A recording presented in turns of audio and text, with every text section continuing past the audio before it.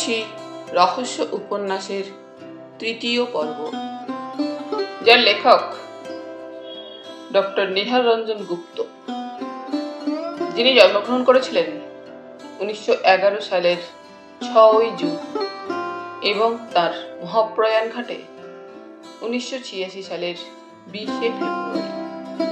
বইটির প্রকাশনার দায়িত্বে ছিলেন মিত্র অ্যান্ড ঘোষ পাবলিশার্স।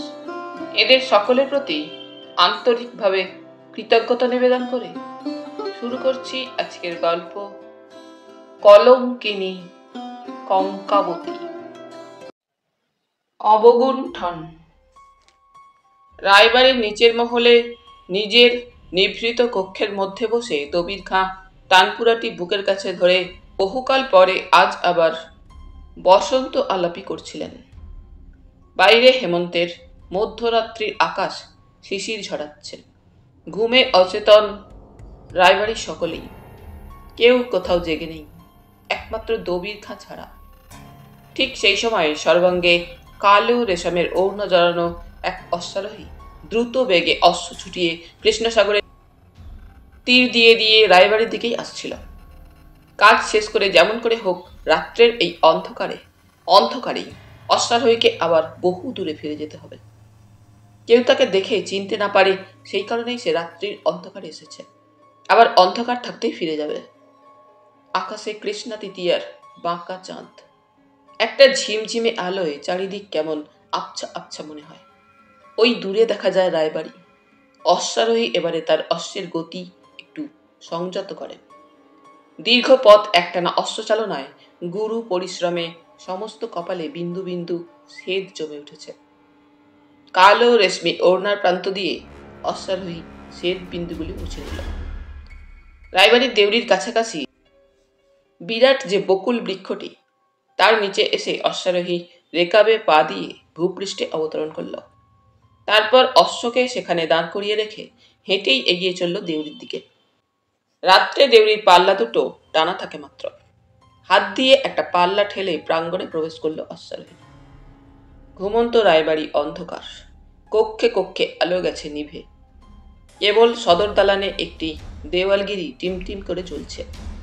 সদর পার হয়ে বাহাতে যে অলিন্দ, সেটা অতিক্রম করে এগিয়ে গেলেই বহির্মহল। বহির্মহল থেকে কোন পথে যে অন্দরে যাওয়া যায় এবং দ্বিতলে উঠবার সিঁড়ি কোথায় এবং কোথায় রাজশেখর রায়ের শয়নকক্ষ, কিছুই অশ্বারোহীর অজানা নয়। অনেক দিন পরে হলেও সব আজও স্পষ্ট মনে আছে তার। ছবির মতোই স্পষ্ট আজও তার মনের পাতায় রায়বাড়ির বহির্মহলের বিশেষ অংশের প্রতিটি অলিন্দ, কক্ষ, প্রাঙ্গণ চিনে ঠিক সে পৌঁছতে পারবে। বহির্মহলের বারান্দায় উঠে দাঁড়াতেই অশ্বারোহীর কানে এসে প্রবেশ করল সুরেলা কণ্ঠে বসন্ত আলাপ। বসন্ত না? হ্যাঁ, বসন্তই তো। দাঁড়িয়ে গেল অশ্বারোহী। কতকাল আগের সেই প্রিয় সুরটি তার।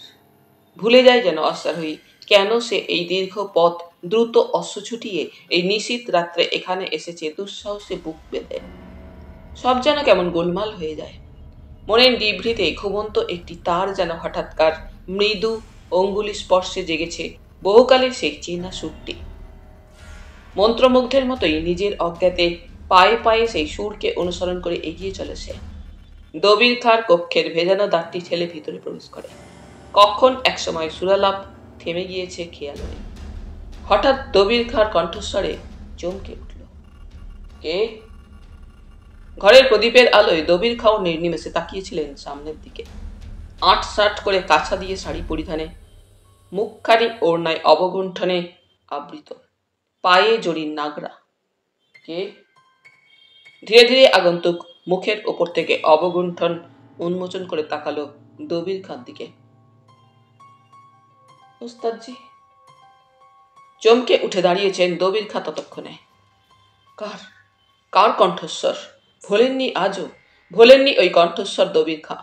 স্মৃতির পরতে পরতে আজও যে ওই কণ্ঠস্বর জড়িয়ে আছে। ওস্তাদজি, আমি অপর্ণা। অপর্ণা? অপর্ণা? অপর্ণা তাহলে আজও বেঁচে আছে? সত্যি সত্যি অপর্ণা বেটি তুই? হ্যাঁ ওস্তাদজি, আমি। বলতে বলতে অপর্ণা আরো কাছে এগিয়ে এলো। আজও আমি বেঁচেই আছি। কি আশ্চর্য! আনন্দের আবেগে দবির খাঁর কণ্ঠস্বর জড়িয়ে আসে। দু হাতে অপর্ণাকে বুকের মধ্যে টেনে নেন দবির খাঁ। বেটি বেটি। আগন্তুক মহিলার বয়স প্রায় 34-35-এর কাছাকাছি হলেও চেহারা দেখে কিন্তু সেটা বুঝবার উপায় নেই। অটুট নিটল স্বাস্থ্যের লাবণ্যে ঢলঢল যেন এখনো। মুখের কোথাও একটু রেখা পর্যন্ত জাগেনি, যা সাধারণত ওই বয়সের নারী দেহে ও মুখে স্পষ্ট হয়ে ওঠে। বয়স যেন হঠাৎ এক জায়গায় থমকে থেমে দাঁড়িয়ে আছে। মিলনের আনন্দের আবেগটা একটু থিতিয়ে আসবার পর দবির খাঁ শুধালেন, কিন্তু এতদিন পরে হঠাৎ এই রাত্রে কোথা থেকে এলি বেটি? সঙ্গে সঙ্গে অপর্ণার মনে পড়ে গেল এই নিশুতি রাত্রে দীর্ঘ পথ একাকিনী অশ্বারোহণে কেন সে ছুটে এসেছে। মনে পড়ার সঙ্গে সঙ্গেই যেন অপর্ণা ঘুম ভেঙে জেগে উঠল। মুখের ওপরে একটা দৃঢ় প্রতিজ্ঞার ছায়া নেমে এলো। রাজশেখর রায়ের সঙ্গে আমি একবার দেখা করব বলেই এই রাত্রে এসেছি ওস্তাদজি। সর্বনাশ! না না বেটি না, সে জানে তুই মারা গেছিস। সেই জন্যেই তো তাকে জানাতে চাই। এতকাল সে যা জেনে এসেছে তা ভুল, স্বপ্ন মাত্র। অপর্ণা আজও মরেনি। আজও এই বুকের মধ্যে সে প্রতিহিংসার অনল নিয়ে বেঁচে আছে। বোঝাপড়া আজ তাকে একটা আমার সঙ্গে করতেই হবে। অপর্ণার কণ্ঠ হতে যেন একটা ইস্পাত কঠিন দৃঢ়তা ঝরে পড়ল। না না বেটি না, রাজশেখর রায়কে কি তুই ভুলে গেলি বেটি? সে যদি জানতে পারে যে আজও তুই বেঁচে আছিস, তাহলে এবারে আর সে তোকে জ্যান্ত রাখবে না। তুই তার হাত থেকে আর রেহাই পাবি না। হয়তো আজ সে তোকে কৃষ্ণসাগরের জলের তলায় পাকের মধ্যে পুঁতে ফেলবে। লক্ষ্মী বেটি, আমার কথা শোন, ফিরে যা। না ওস্তাদজি, আমি দেখতে চাই আমার ভাগ্যের অদেখা পৃষ্ঠাগুলিতে এখনো কি আমার জন্য লেখা হয়ে আছে। 16 বছর, একদিন নয় ওস্তাদজি, দীর্ঘ 16 বছর ধরে চোরের মতো আত্মগোপন করে বেরিয়েছি, কিন্তু আর নয়, আর পারবো না। ভাগ্যের সঙ্গে যদি প্রয়োজন হয়েই থাকে তো শেষ বোঝাপড়াটা এখানে মুখোমুখি দাঁড়িয়েই করে যাব। শোন বেটি, আমার এই বৃদ্ধের কথা শোন। যা হয়ে গিয়েছে তা তো আর মিলবে না, তবে কেন আর এর মধ্যে অতীতের কাদা ঘেটে তোলা? শোন, ফিরে যা। না ওস্তাদজি, আমি যে আজও ভুলতে পারিনি রঘুবীরকে সে হত্যা করেছিল, জন্তুর মতো বর্ষাবিদ্ধ করে। কি বলছিস অপর্ণা? হ্যাঁ, সে রাত্রের কথা তোমার মনে আছে ওস্তাদজি?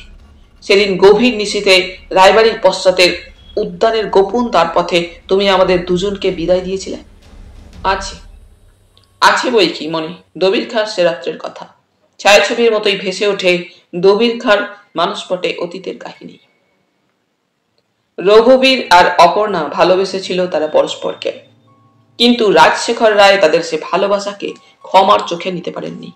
নিজের চোখের সামনে ক্রমে ক্রমে ফুটন্ত কৈশোর থেকে যৌবনের মধ্যে অপর্ণাকে ঘিরে রাজশেখর নিজের মনের গোপন দুর্বলতার কথাটা সযত্নে মনের নিভৃতে গোপন করে রাখলেও এবং আর কারো জানানো সম্ভব হলেও ওস্তাদ দবির খাঁর দৃষ্টিকে সেদিন রাজশেখর ফাঁকি দিতে পারেননি। সেই স্বপ্নের লালসা ঘেরা অপর্ণা, তিনি যখন জানতে পারলেন তারই অধীনস্থ সামান্য এক রাজপুত পাইক সর্দার রঘুবীর সিংকে ভালোবেসেছে, প্রথমটাই তিনি বিশ্বাসই করতে পারেননি। কিন্তু সংবাদটা যে দিয়েছিল, সে যখন বললে প্রমাণ সে দেবে, তখন রাজশেখর বলেছিলেন, ঠিক আছে, আর যদি তোর কথা মিথ্যা হয় তো জানিস কৃষ্ণসাগরের জলের তলায় তোর সমাধি দেব। কিন্তু কথাটা আসলে সত্যি, অতিরঞ্জিত বা মিথ্যা নয়। তাই প্রমাণ পাবার পরে রাজশেখর যেন ঘৃণায় লজ্জায় একেবারে মাটির সঙ্গে মিশিয়ে গেলেন। আর শুধু ঘৃণা আর লজ্জাই নয়, আক্রোশেও তখন তিনি যেন হিতাহিত জ্ঞান শূন্য হয়ে উঠলেন। অপর্ণা, তারই আকাঙ্ক্ষিত অপর্ণা কিনা শেষ পর্যন্ত এক সাধারণ রাজপুত পাইক সর্দারকে ভালোবাসলো।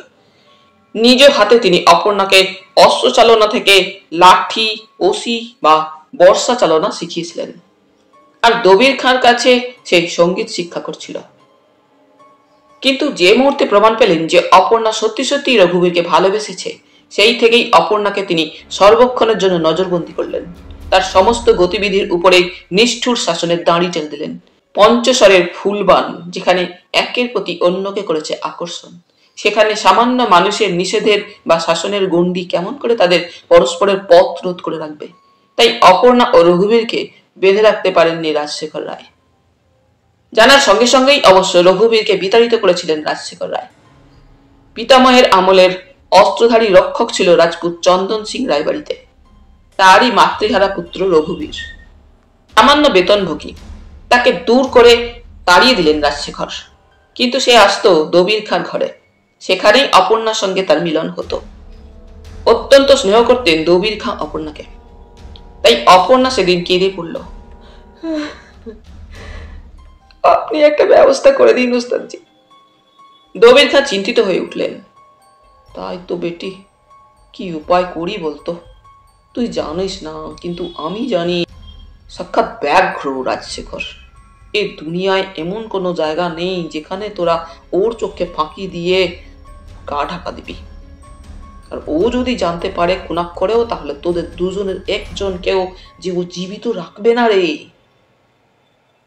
ওসব কোনো কথা আমি জানি না, তোমাকে একটা উপায় করে দিতেই হবে ওস্তাদজি, অপর্ণা কেঁদে বলে। রীতিমতো চিন্তিত হয়ে পড়েন দবির খাঁ। কি করবেন বুঝে পান না। রাজশেখর রায় তো তার অজানা নয়। বলেন, আমাকে 2 দিন ভাবতে দে বেটি। বুঝতে পেরেছিলেন দবির খাঁ রঘুবীরকে অপর্ণা ভুলতে পারবে না। তাই অবশেষে অনেক ভেবেই 2 দিন পরে বললেন, ঠিক আছে, যা করেন খোদা।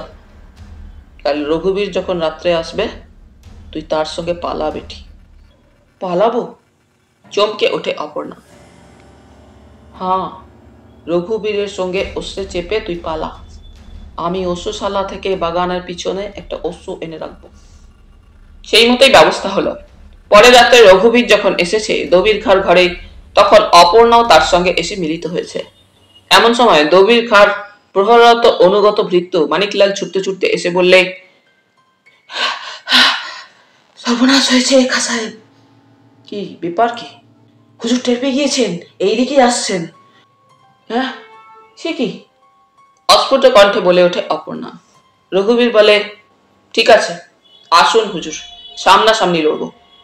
অপর্ণা সভায় বলে ওঠে, না না, তুমি জানো না রঘু, ওর হাতের নিশানা অব্যর্থ, অন্ধকারে লক্ষ্যভেদ করে।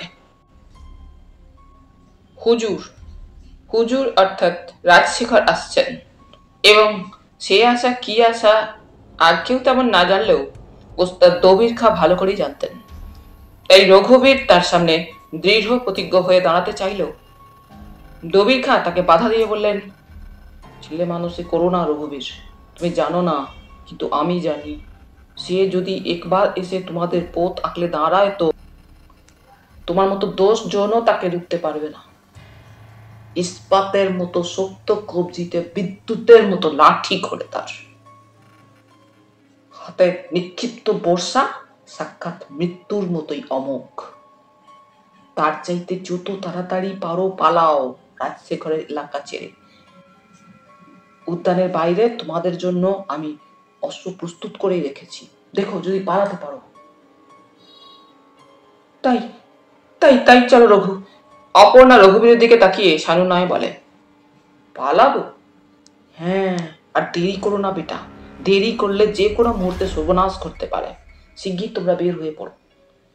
আর বিলম্ব না করে তক্ষুনি দবির খাঁ বহির্মহলের পশ্চাতের অলিন্দ পথে ওদের নিয়ে অগ্রসর হলেন। অন্ধকার অলিন্দ পথ, সরু অপ্রশস্ত, একটি মাত্র দেওয়ালগিরি জ্বলছে। তারই স্বল্পালোকে সমস্ত অলিন্দ পথটি যেন অদ্ভুত এক আলো ছায়া রহস্যে থমথম করছে। রঘুবীর অপর্ণার হাতটা শক্ত করে চেপে ধরেছে। পশ্চাতে চলেছেন প্রৌঢ় দবির খাঁ। অলিন্দ পথের শেষ প্রান্তের দরজাটা খুলেই 3 জনে পশ্চাতের উদ্যানে এসে পড়লেন। আকাশে কৃষ্ণা চতুর্দশীর ক্ষীণ চন্দ্রের আলো। উদ্যান অতিক্রম করে সকলে উদ্যানের পশ্চাতের দ্বার খুলে বাইরে এলেন। মানিকলাল, চাপা কণ্ঠে ডাকলেন দবির খাঁ। উস্তাদজি। কণ্ঠস্বর ভেসে এলো অদূরবর্তী বট বৃক্ষের তলায় জমাট বাঁধা অন্ধকার ভেদ করে। ঘোড়া এনেছিস? আজ নিয়ে আয় এদিকে। অশ্বরক্ষী মানিকলাল নিঃশব্দে ছায়ার মতো সামনের বটবৃক্ষের তলায় অন্ধকারের স্তূপের ভিতর থেকে বের হয়ে এলো, অশ্বের লাগামটা হাতে ধরে। যা বেটি অপর্ণা, আর দেরি করিস না। অপর্ণা ওস্তাদ দবির খাঁর পায়ের কাছে নিচু হয়ে প্রণাম জানাতে দবির খাঁ ত্রস্তে দুই বাহু বাড়িয়ে অপর্ণাকে বক্ষে টেনে নিলেন। বড় ভালোবাসতেন অপর্ণাকে তিনি, আপন কন্যার মতোই স্নেহ করতেন বুঝি। বলেন, থাক বেটি থাক, আল্লাহ তোদের প্রেমকে সার্থক করুন। চোখের কোল দুটি দবির খাঁর অশ্রুতে ঝাপসা হয়ে যায়। তারপর রঘুবীরের দিকে তাকিয়ে বললেন, খুদা তাল্লাকে স্মরণ করে তোমার হাতে আমি আমার অপর্ণা বেটিকে তুলে দিচ্ছি। আজ থেকে ওর সব শুভাশুভ ভালো মন্দের ভার যেন তোমারই উপর। রঘুবীর কোনো কথা বললে না, এগিয়ে গিয়ে অস্ত্রের রেকাবে পা দিয়ে পৃষ্ঠে আরোহণ করে হাত বাড়িয়ে অপর্ণাকে সামনে তুলে নিল অক্লেশে। পরমুহূর্তেই শিক্ষিত অস্ত্র তীর বেগে ছুটে ক্ষীণ কৃষ্ণ চতুর্দশী চন্দ্রালোকে অদৃশ্য হয়ে গেল। চোখের জল তখনও দবির খাঁ শুকিয়ে যায়নি। অশ্রু ঝাপসা চোখে সামনের দিকে তাকিয়েছিলেন দবির খাঁ। সহসা তার চমক ভাঙল রাজশেখর রায়ের তীক্ষ্ণ কণ্ঠস্বরে। ওস্তাদজি! কে? ও, রাজশেখর। কোথায় তারা? দবির খাঁ তাকিয়ে দেখলেন সামনেই দাঁড়িয়ে রাজশেখর রায়। মালকোচা এঁটে ধুতি পরা, গায়ে বেনিয়ান, হাতে ঝকঝকে বর্ষা, চোখের মণি দুটো তার দুখণ্ড অঙ্গারের মতোই ছকছক করে জ্বলছে। কারা? কাদের কথা বলছো রাজশেখর? অপর্ণা আর রঘুবীর কোথায় বলুন? প্রচন্ড একটা থাবা বসিয়েই যেন থামিয়ে দিলেন দবির খাঁর উদ্যত রসনাকে রাজশেখর। কঠিন নির্মম কণ্ঠে বললেন, এখনো বলুন তারা কোথায়? কোথায় তাদের লুকিয়ে রেখেছেন? তারা নেই রাজশেখর। নেই? না, তারা চলে গেছে। কয়েক মুহূর্ত অতঃপর প্রচন্ড আক্রোশে গুলি খাওয়া ব্যাঘ্রের মতোই জ্বলন্ত চোখে যেন তাকিয়ে রইলেন রাজশেখর রায় দবির খাঁর দিকে। তারপর বললেন, কি বলবো, গুরু বলে আপনাকে আমি প্রণাম দিয়েছি ওস্তাদজি, নইলে হাতের এই বর্ষা চালিয়েই। বলতে বলতে সহসা যেন নিজেকে সামনে নিলেন রাজশেখর। বললেন, বেশ, আমিও দেখছি কত দূর তারা পালাবে। একসঙ্গে দুটোকে আমি বর্ষা দিয়ে গেঁথে তবে ফিরব। বলেই ফিরে দাঁড়ালেন রাজশেখর। শোনো রাজশেখর, শোনো! চিৎকার করে উঠলেন দবির খাঁ, কিন্তু সে ডাকে কর্ণপাত করলেন না রাজশেখর। তার দীর্ঘ দেহটা উদ্যানের গাছপালার আড়ালে অদৃশ্য হয়ে গেল। ছুটে এলেন রাজশেখর আস্তা বলে এবং নিজের প্রিয় অশ্বটির পিঠে আরোহণ করে নিমেষে রাজবাড়ির দেউড়ি দিয়ে বের হয়ে গেলেন। উপরে শয়নকক্ষের খোলা জানালার সামনে দাঁড়িয়েছিলেন রায়বাড়ির বধূ সুরেশ্বরী। তিনি দেখলেন স্বামী তার অশ্বারোহণে রায়বাড়ির দেউড়ি দিয়ে বের হয়ে গেলেন। কেন যে গেলেন তাও তিনি জানতেন।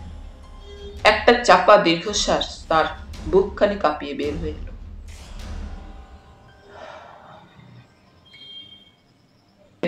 ঝড়ের বেগে ছুটে চলেছে অশ্ব সামনের দিকে।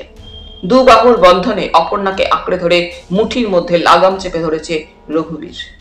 দূরে, বহু দূরে পালাতে হবে। রাজশেখর রায়ের এলাকা ছেড়ে অন্য কোথাও এই রাত্রের মধ্যেই যেমন করে হোক হয়তো পশ্চাতে ছুটে আসছেন রাজশেখর। কৃষ্ণা চতুর্দশীর চাঁদ অস্তমিত পায়। ক্রমে অন্ধকারে অস্পষ্ট হয়ে উঠছে সামনের পথ। কি একরোখা দৃঢ় প্রতিজ্ঞ রাজশেখর রায় লোকটা। রঘুবীর নিজেও তা জানে। কৃষ্ণসাগরের শেষ প্রান্ত পর্যন্ত যে রাজশেখর তাদের পিছনে পিছনে ছুটে আসবেনি তা রঘুবীর জানে। অশ্বের গতি আরো দ্রুত করে রঘুবীর। ওদিকে রাজশেখরের অশ্ব বায়ুর গতিতে ছুটে চলেছে। রঘুবীর তার চোখের সামনে থেকে অপর্ণাকে নিয়ে চলে যাবে? না, কখনোই তা তিনি হতে দিতে পারেন না। পৃথিবীর শেষ প্রান্ত পর্যন্ত যদি যেতে হয় তাও তিনি যাবেন। কোথায় পালাবে রঘুবীর অপর্ণাকে নিয়ে? দীর্ঘ 3 ক্রোশ পথ এক টানে ঊর্ধ্বশ্বাসে অতিক্রম করার পর হঠাৎ রাজশেখরের মনে হলো যেন দ্রুত ধাবমান অশ্বক্ষুরের ধ্বনি একটা শুনতে পাচ্ছেন তিনি। কান পেতে ভালো করে শব্দটাকে শুনবার চেষ্টা করেই বুঝলেন তার অনুমান মিথ্যা নয়, অশ্বক্ষুরের ধ্বনি বটে। তারপরে কিছুক্ষণের মধ্যে দূরে দেখতে পেলেন অস্পষ্ট এক ধাবমান অশ্ব। মুহূর্ত আর দেরি করলেন না। ধাবমান অশ্বের বলগাটা বাঁ হাতে শক্ত মুঠিতে চেপে ধরেই ডান হাতে সেই ধাবমান অশ্বকে লক্ষ্য করে তুললেন ধারালো বর্ষা। দেহের সমস্ত শক্তি একত্র করে নিক্ষেপ করলেন উত্তোলিত বর্ষা। হাওয়ার গতিতে বর্ষা ছুটে যাওয়ার সঙ্গে সঙ্গে যেন বেটক্কর টাল না সামলাতে পেরে অশ্বপৃষ্ঠ হতে ভূমিতলে নিক্ষিপ্ত হলেন রাজশেখর। শিক্ষিত অশ্ব সঙ্গে সঙ্গে দাঁড়িয়ে গিয়েছিল, কিন্তু বেটক্কর ভূতলে নিক্ষিপ্ত হওয়ায় বাঁ হাতে চোট লেগেছিল রাজশেখরের। যন্ত্রণায় মুখ বিকৃত করে তখন তিনি উঠে দাঁড়ালেন।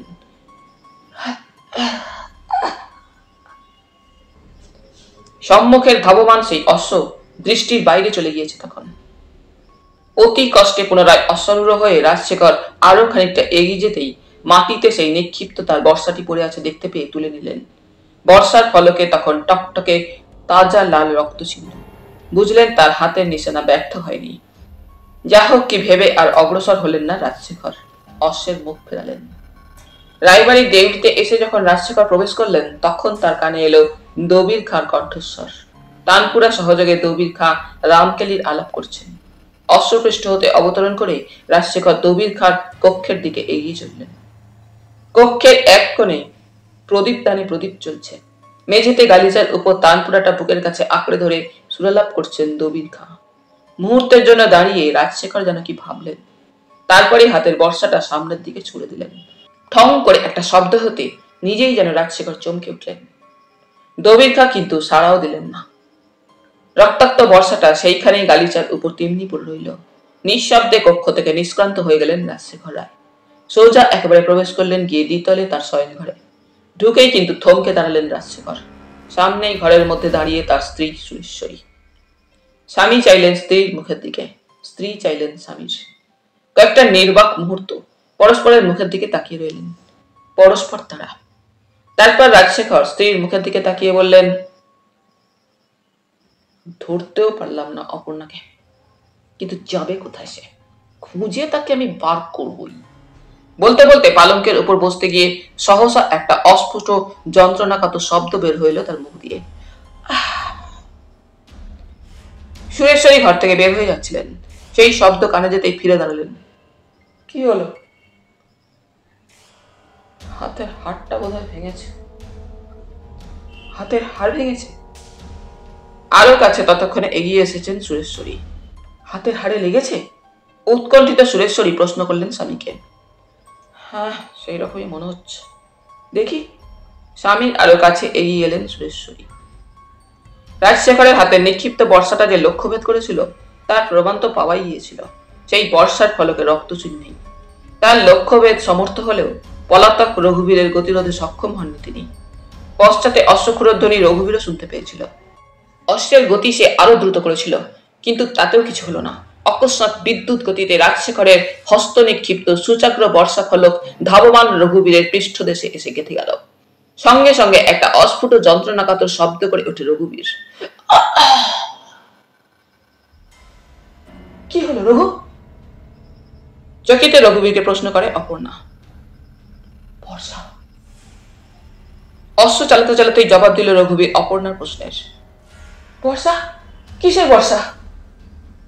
হ্যাঁ, বর্ষা পিঠে বেঁধেছে। তুমি লাগামটা ধরো অপর্ণা, আমি বর্ষাটা খুলে ফেলি। অপর্ণা অশ্বের লাগামটা নিল রঘুবীরের হাত থেকে। রঘুবীর ডান হাত দিয়ে পৃষ্ঠদেশে বিদ্ধ বর্ষাটা টেনে খুলে মাটিতে ফেলে দিল এবং বর্ষাটা তুলে ফেলার সঙ্গে সঙ্গেই রক্তস্রাব শুরু হয়। কিছুক্ষণের মধ্যেই রক্তস্রাবে রঘুবীর নিস্তেজ হয়ে আসতে লাগলো ক্রমে। বেশি পথ আর তারা অতিক্রম করতে পারল না। রঘুবীর যে নিস্তেজ হয়ে এসেছে অপর্ণার বুঝতে কষ্ট হয় না। সে অশ্বের বলগা টেনে তার গতি রোধ করল। থামলে অপর্ণা? রঘুবীর বাধা দেবার চেষ্টা করে ক্লান্ত কণ্ঠে। না না, চলো। না অপর্ণা, না। অপর্ণা অশ্বপৃষ্ঠ হতে ভূমিতলে অবতরণ করেছে ততক্ষণে। দাঁড়াও, আগে তোমার ক্ষতস্থানটা আমাকে দেখতে দাও। পূবের আকাশে তখন আলোর ছোঁয়া লেগেছে। তরল অন্ধকারে ক্রমে সব স্পষ্ট হয়ে উঠেছে। গায়ের জামাটা রক্তে ভিজে একেবারে লাল হয়ে গিয়েছে। দেখেই চমকে উঠল অপর্ণা। সর্বনাশ! কি হয়েছে রঘু? রঘু তখন আর দাঁড়াতে পারছে না। মাটির উপরেই সে বসে পড়ে। ক্লান্তিতে দু চোখের পাতা তার জড়িয়ে আসছে তখন। রক্তাক্ত জামাটা তুলে ক্ষতস্থান দেখে দ্বিতীয়বার শিউরে উঠল অপর্ণা।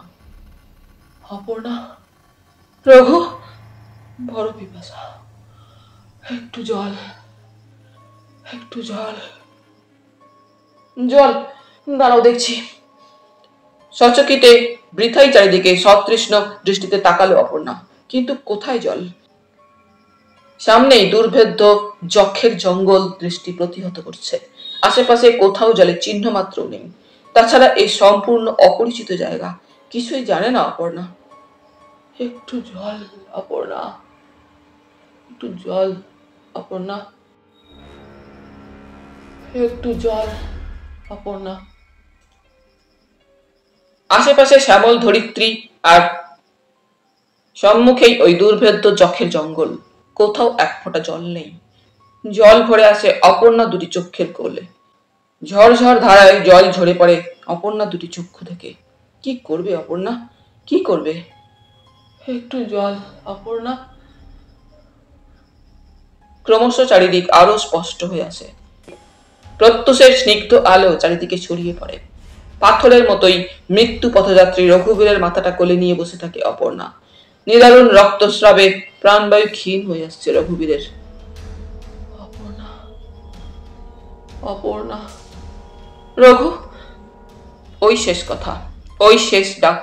তারপরেই রঘুবীরের মাথাটা শেষ নিঃশ্বাসের সঙ্গে সঙ্গে হেলে পড়ল।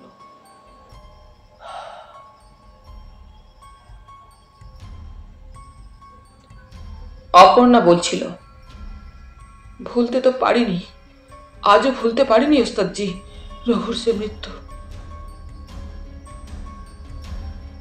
বলতে বলতে বহুকাল পরে আবার অপর্ণার দু চোখের কোল জলে ঝাপসা হয়ে এলো। একটি কথাও প্রত্যুত্তরে বলতে পারলেন না দবির খাঁ। কেবল নিঃশব্দে মাথাটা দোলাতে লাগলেন। তার চোখের কোল দুটিও শুষ্ক ছিল না। ধীরে ধীরে অপর্ণার মাথায় একখানি হাত রেখে দবির খাঁ বললেন, প্রাণের বদলি প্রাণ নয় বেটি। রাজশেখরের প্রাণ নিলেও তো আজ রঘুর প্রাণ আর তুই ফিরে পাবি না। ফিরে যা বেটি। এমন সময় বাইরে কার যেন পদশব্দ পাওয়া গেল। অপর্ণা যেন আরো কি বলতে যাচ্ছিল দবির খাঁকে, কিন্তু সেই পদশব্দে বাধা দিলেন দবির খাঁ। চুপ, কে যেন এদিকে আসছে, তুই এখানে অপেক্ষা কর। বলতে বলতে এগিয়ে গিয়ে দরজা ফাঁক করে বাইরে তাকাতেই দবির খাঁ দেখলেন তারই কক্ষের দিকে আসছে আর কেউ নয়, স্বয়ং রাজশেখর গৃহিণী সুরেশ্বরী। মুহূর্ত আর দেরি করলেন না দবির খাঁ। তার কক্ষের পশ্চাতের ডাল পথে এক প্রকার ঠেলেই অপর্ণাকে বের করে দিলেন। দরজায় খিল তুলে দিয়ে জাজিমের উপরে এসে বসলেন। কয়েক মুহূর্ত পরেই ভেজানো দাঁত ঠেলে কক্ষে প্রবেশ করলেন সুরেশ্বরী। ফুলশয্যা, ফুলশয্যার মধুরাতি আজ, জীবনের শ্রেষ্ঠ বসন্ত রজনী। ঘরের দরজাটা বন্ধ করে ফিরে দাঁড়ালো শশাঙ্ক শেখর। দুগ্ধ ফেননিভ ফুল ছড়ানো পালঙ্কের শয্যার উপর বসে আছে স্বর্ণময়ী। পাতলা ওড়নার ভিতর দিয়েও তার চক্ষু দুটি দেখা যায়। ওর দিকেই তাকিয়ে আছে। শশাঙ্ক জানালার সামনে এসে দাঁড়ালো। রাতের মন্থর প্রহরগুলো গড়িয়ে চলে। মধুরাত্রি অবসানের পথে পলে পলে এগিয়ে চলে বুঝি। হঠাৎ এক সময় খেয়াল হতেই ফিরে তাকালো শশাঙ্ক। স্বর্ণময়ী তেমনই তখনও বসে আছে শয্যার উপরে। ও কি, তুমি এখনো বসে আছো কেন? শুয়ে পড়ো। কিন্তু কোনো সাড়া এলো না স্বর্ণময়ীর কাছ থেকে। যেমন সে বসেছিল তেমনি বসে রইল। এবারে এগিয়ে এলো শশাঙ্ক পালঙ্কের অতি নিকটে। ক্ষণকাল স্ত্রীর মুখের দিকে তাকিয়ে যেন ইতস্তত করল। কি ভাবল, এত সোজা একেবারে স্বর্ণময়ীর মুখের দিকে তাকিয়ে কথা বলল। শোনো স্বর্ণময়ী, তোমাকে আমি কয়েকটা কথা বলতে চাই। মুখ তুলে নিঃশব্দে তাকালো স্বর্ণময়ী স্বামীর মুখের দিকে। আমার মার অনুরোধকে না ঠেলতে পেরেই তোমাকে আমি বিয়ে করতে বাধ্য হয়েছি, কিন্তু স্ত্রী বলে কোনোদিনই মনের মধ্যে তোমাকে আমি স্থান দিতে পারবো না। তোমার কোনো কাজেই আমি কখনো বাধা দেব না। যেমন তোমার ইচ্ছা তুমি চলতে পারো। আর আমার সম্পর্কে কখনো কোনো প্রশ্ন তুমি করো না, কোনো কথা জানতে চেও না। মৃদু কণ্ঠে এবারে প্রশ্নোচ্চারিত হলো। কেন? আচমকা স্বর্ণময়ীর ছোট্ট দু অক্ষরের এই প্রশ্নটিতে মুখ তুলে তাকালো শশাঙ্ক স্ত্রীর মুখের দিকে। বঙ্কিম গ্রীবা বাঁকিয়ে চেয়ে আছে স্বর্ণ তারই মুখের দিকে। মাথার গুণ্ঠন স্খলিত হয়ে পড়েছে, ভ্রুজোড়া ঈষৎ উত্তোলিত। বধূবরণের সময় তার মায়ের দেওয়া আশীর্বাদী হীরার কণ্ঠিটার পাথরগুলো ঝলমল করছে। বিস্ময় কয়েকটা মুহূর্ত যেন শশাঙ্কের বাক্য সরে না। এমনি একটি প্রশ্ন যে উচ্চারিত হতে পারে সে যেন ভাবতেই পারেনি।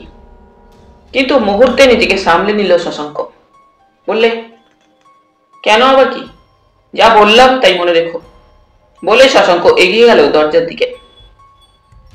কোথায় যাচ্ছেন? দ্বিতীয় প্রশ্ন উচ্চারিত হলো।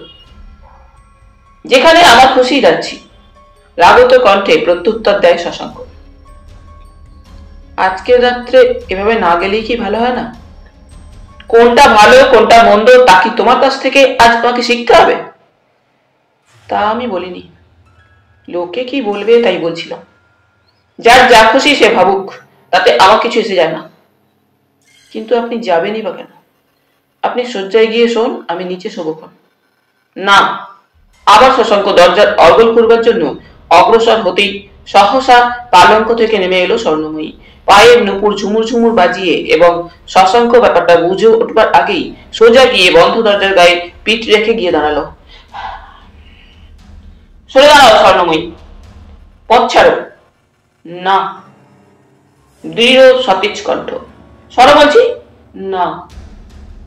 স্বর্ণময়ী, বললাম তো না, যেতে আমি আপনাকে দেব না। দেবে না? না। স্বর্ণময়ীর অদ্ভুত ঋজু কণ্ঠস্বরে সুস্পষ্ট প্রত্যাখ্যানে শশাঙ্ক শেখর এবারে স্ত্রীর মুখের দিকে না তাকিয়ে পারল না। মধ্যরাত্রির স্তব্ধতা তখনও সানাইয়ের মিলন রাগিনীতে আনন্দোদ্বেলিত। মাত্র এক হাতের ব্যবধানে দাঁড়িয়ে স্বর্ণময়ী অত্যন্ত কাছাকাছি স্খলিত অবগুণ্ঠন কালের উপরে নেমে এসেছে। চন্দন চর্চিত সিন্দুর বিন্দু শোভিত স্বর্ণময়ীর মুখখানা অত্যন্ত স্পষ্ট বলে মনে হয়। কাজল টানা চোখের কোণে কালো মণি দুটো যেন ছুরির ফলার মতো ঝিকঝিক করছে। কয়েকটা স্তব্ধ মুহূর্তের পর শশাঙ্ক শেখর কথা বললেন। পথ তুমি ছাড়বে না? না। কিন্তু পারবে তুমি আমাকে আটকে রাখতে? সহসা স্বর্ণময়ী ঝিকিমিকি চোখের তারা দুটো যেন নিষ্প্রভ হয়ে এলো। নির্নিমেষে যে দুটি চোখের তারা শশাঙ্ক শেখরের মুখের দিকে তাকিয়েছিল, এতক্ষণে তা ধীরে ধীরে ভূতলাশ্রয়ী হলো। আপনাকে আমি আটকে রাখবো না, শুধু আজকের রাতটার কথাই বলছিলাম। কি জানি কি মনে হলো শশাঙ্ক শেখরের।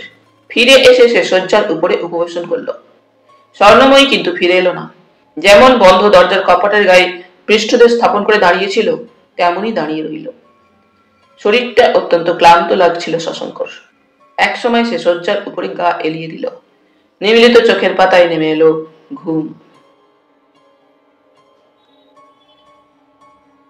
মনে পড়ে অপর্ণার।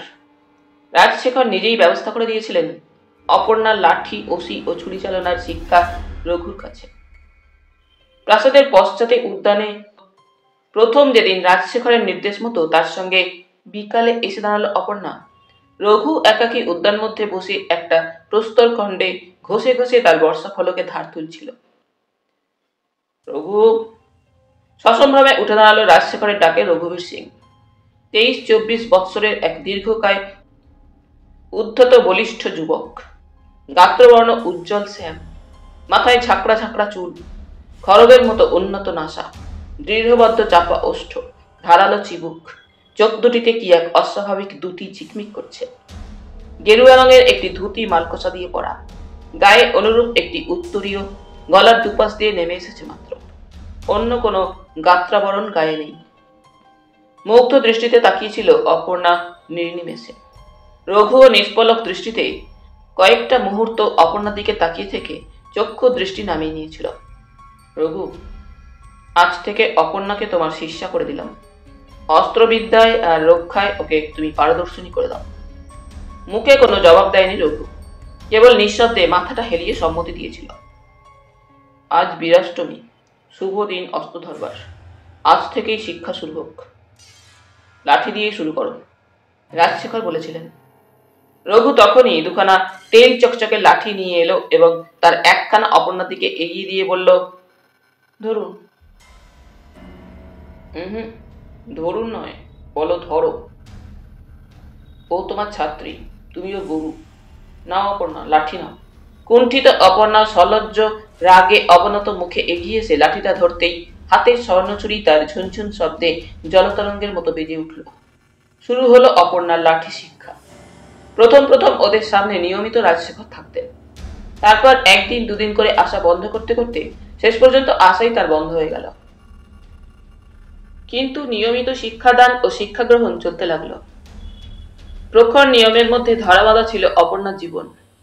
রাজশেখর ভবনে পা দেওয়ার পর থেকেই অন্দর ও বহির্মহলের মধ্যবর্তী মহলে দুখানি ঘরে অপর্ণা ও তার এক দাসী থাকত।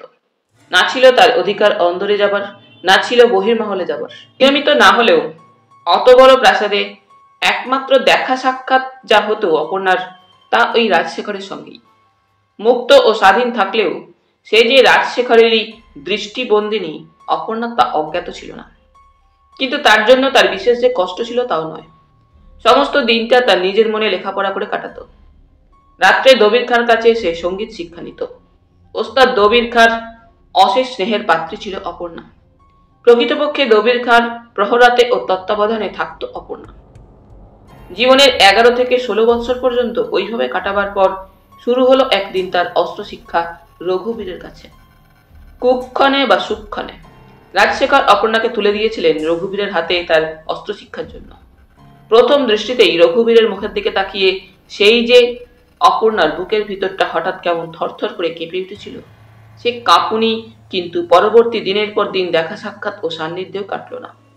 তারপর সেদিন যেমন আচমকা সামান্য একটু অন্যমনস্ক হবার অবসরে লাঠি খেলতে খেলতে রঘুর লাঠির আঘাতে অপর্ণার শিথিল মুষ্টি থেকে তার লাঠিটা ছিটকে মাটিতে পড়ল এবং পরমুহূর্তে সেটা অপর্ণার হাতে তুলে দিতে গিয়ে রঘু অপর্ণার কম্পিত হাতের মুষ্টিটা চেপে ধরল। মুহূর্তে যেন একটা অঘটন ঘটে গেল। বোধহয় লহমা মাত্রের বিহবলতার পরই হাতের মুঠিটা মৃদু আকর্ষণে ছাড়িয়ে নিয়েই পালিয়ে গেল অপর্ণা। বিহবল স্থানুর মতো দাঁড়িয়ে রইল রঘুবীর। ভয়ে আশঙ্কায় বুকের ভিতরটা তার না কিছুদিন দুরু দুরু করে কেঁপে উঠেছিল। কথাটা অবশ্য পরে একদিন রঘুবীরই হাসতে হাসতে অপর্ণার গোচরীভূত করেছিল। উহ, সারাটা রাত এবং পরের দিন বিকেলে তুমি না আসা পর্যন্ত কি আমার ভয়! কেবলই রাজশেখরের পদশব্দ শুনছি। এই বুঝি ধারালো বর্ষা হাতে তিনি আমার সামনে এসে দাঁড়িয়েছেন। রঘুবীর, বিশ্বাসঘাতক, তোরই কাজ! বামন হয়ে তুই ছাদে হাত দিস! কিন্তু অপর্ণা কি ছাদে পালিয়েছিল?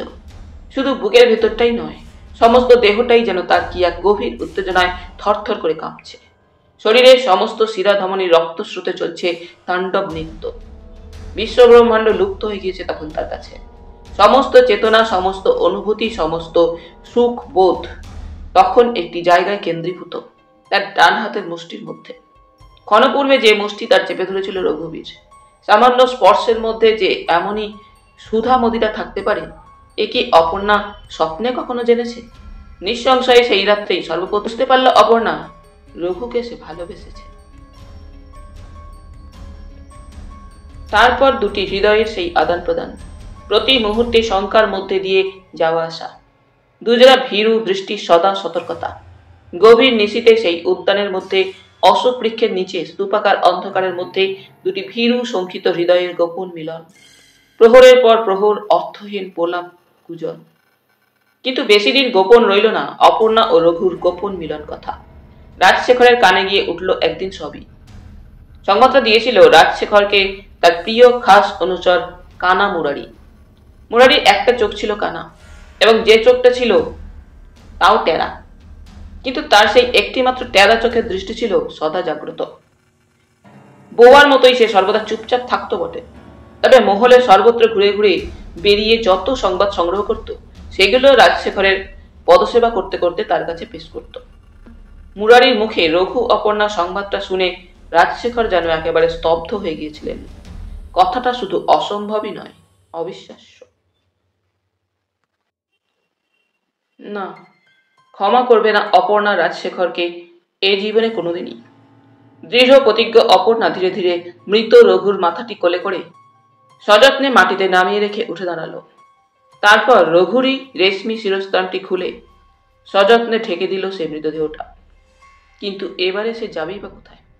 পশ্চাতে যে পথ সে অতিক্রম করে এসেছে সে রাজশেখরের এলাকা। তার সামনের পথ নিশ্চিহ্ন হয়ে হারিয়ে গিয়েছে অদূরবর্তী ওই দুর্ভেদ্য অনিশ্চিত যখের জঙ্গলের মধ্যে। তবু সেই জঙ্গলেই যাবে, হোক দুর্ভেদ্য, হোক বিপদ সংখ্যায় ভয়াবহ। এগিয়ে চলল অপর্ণা যক্ষের জঙ্গলের দিকে। ক্রমে রৌদ্রের তাপ বৃদ্ধি পেতে থাকে।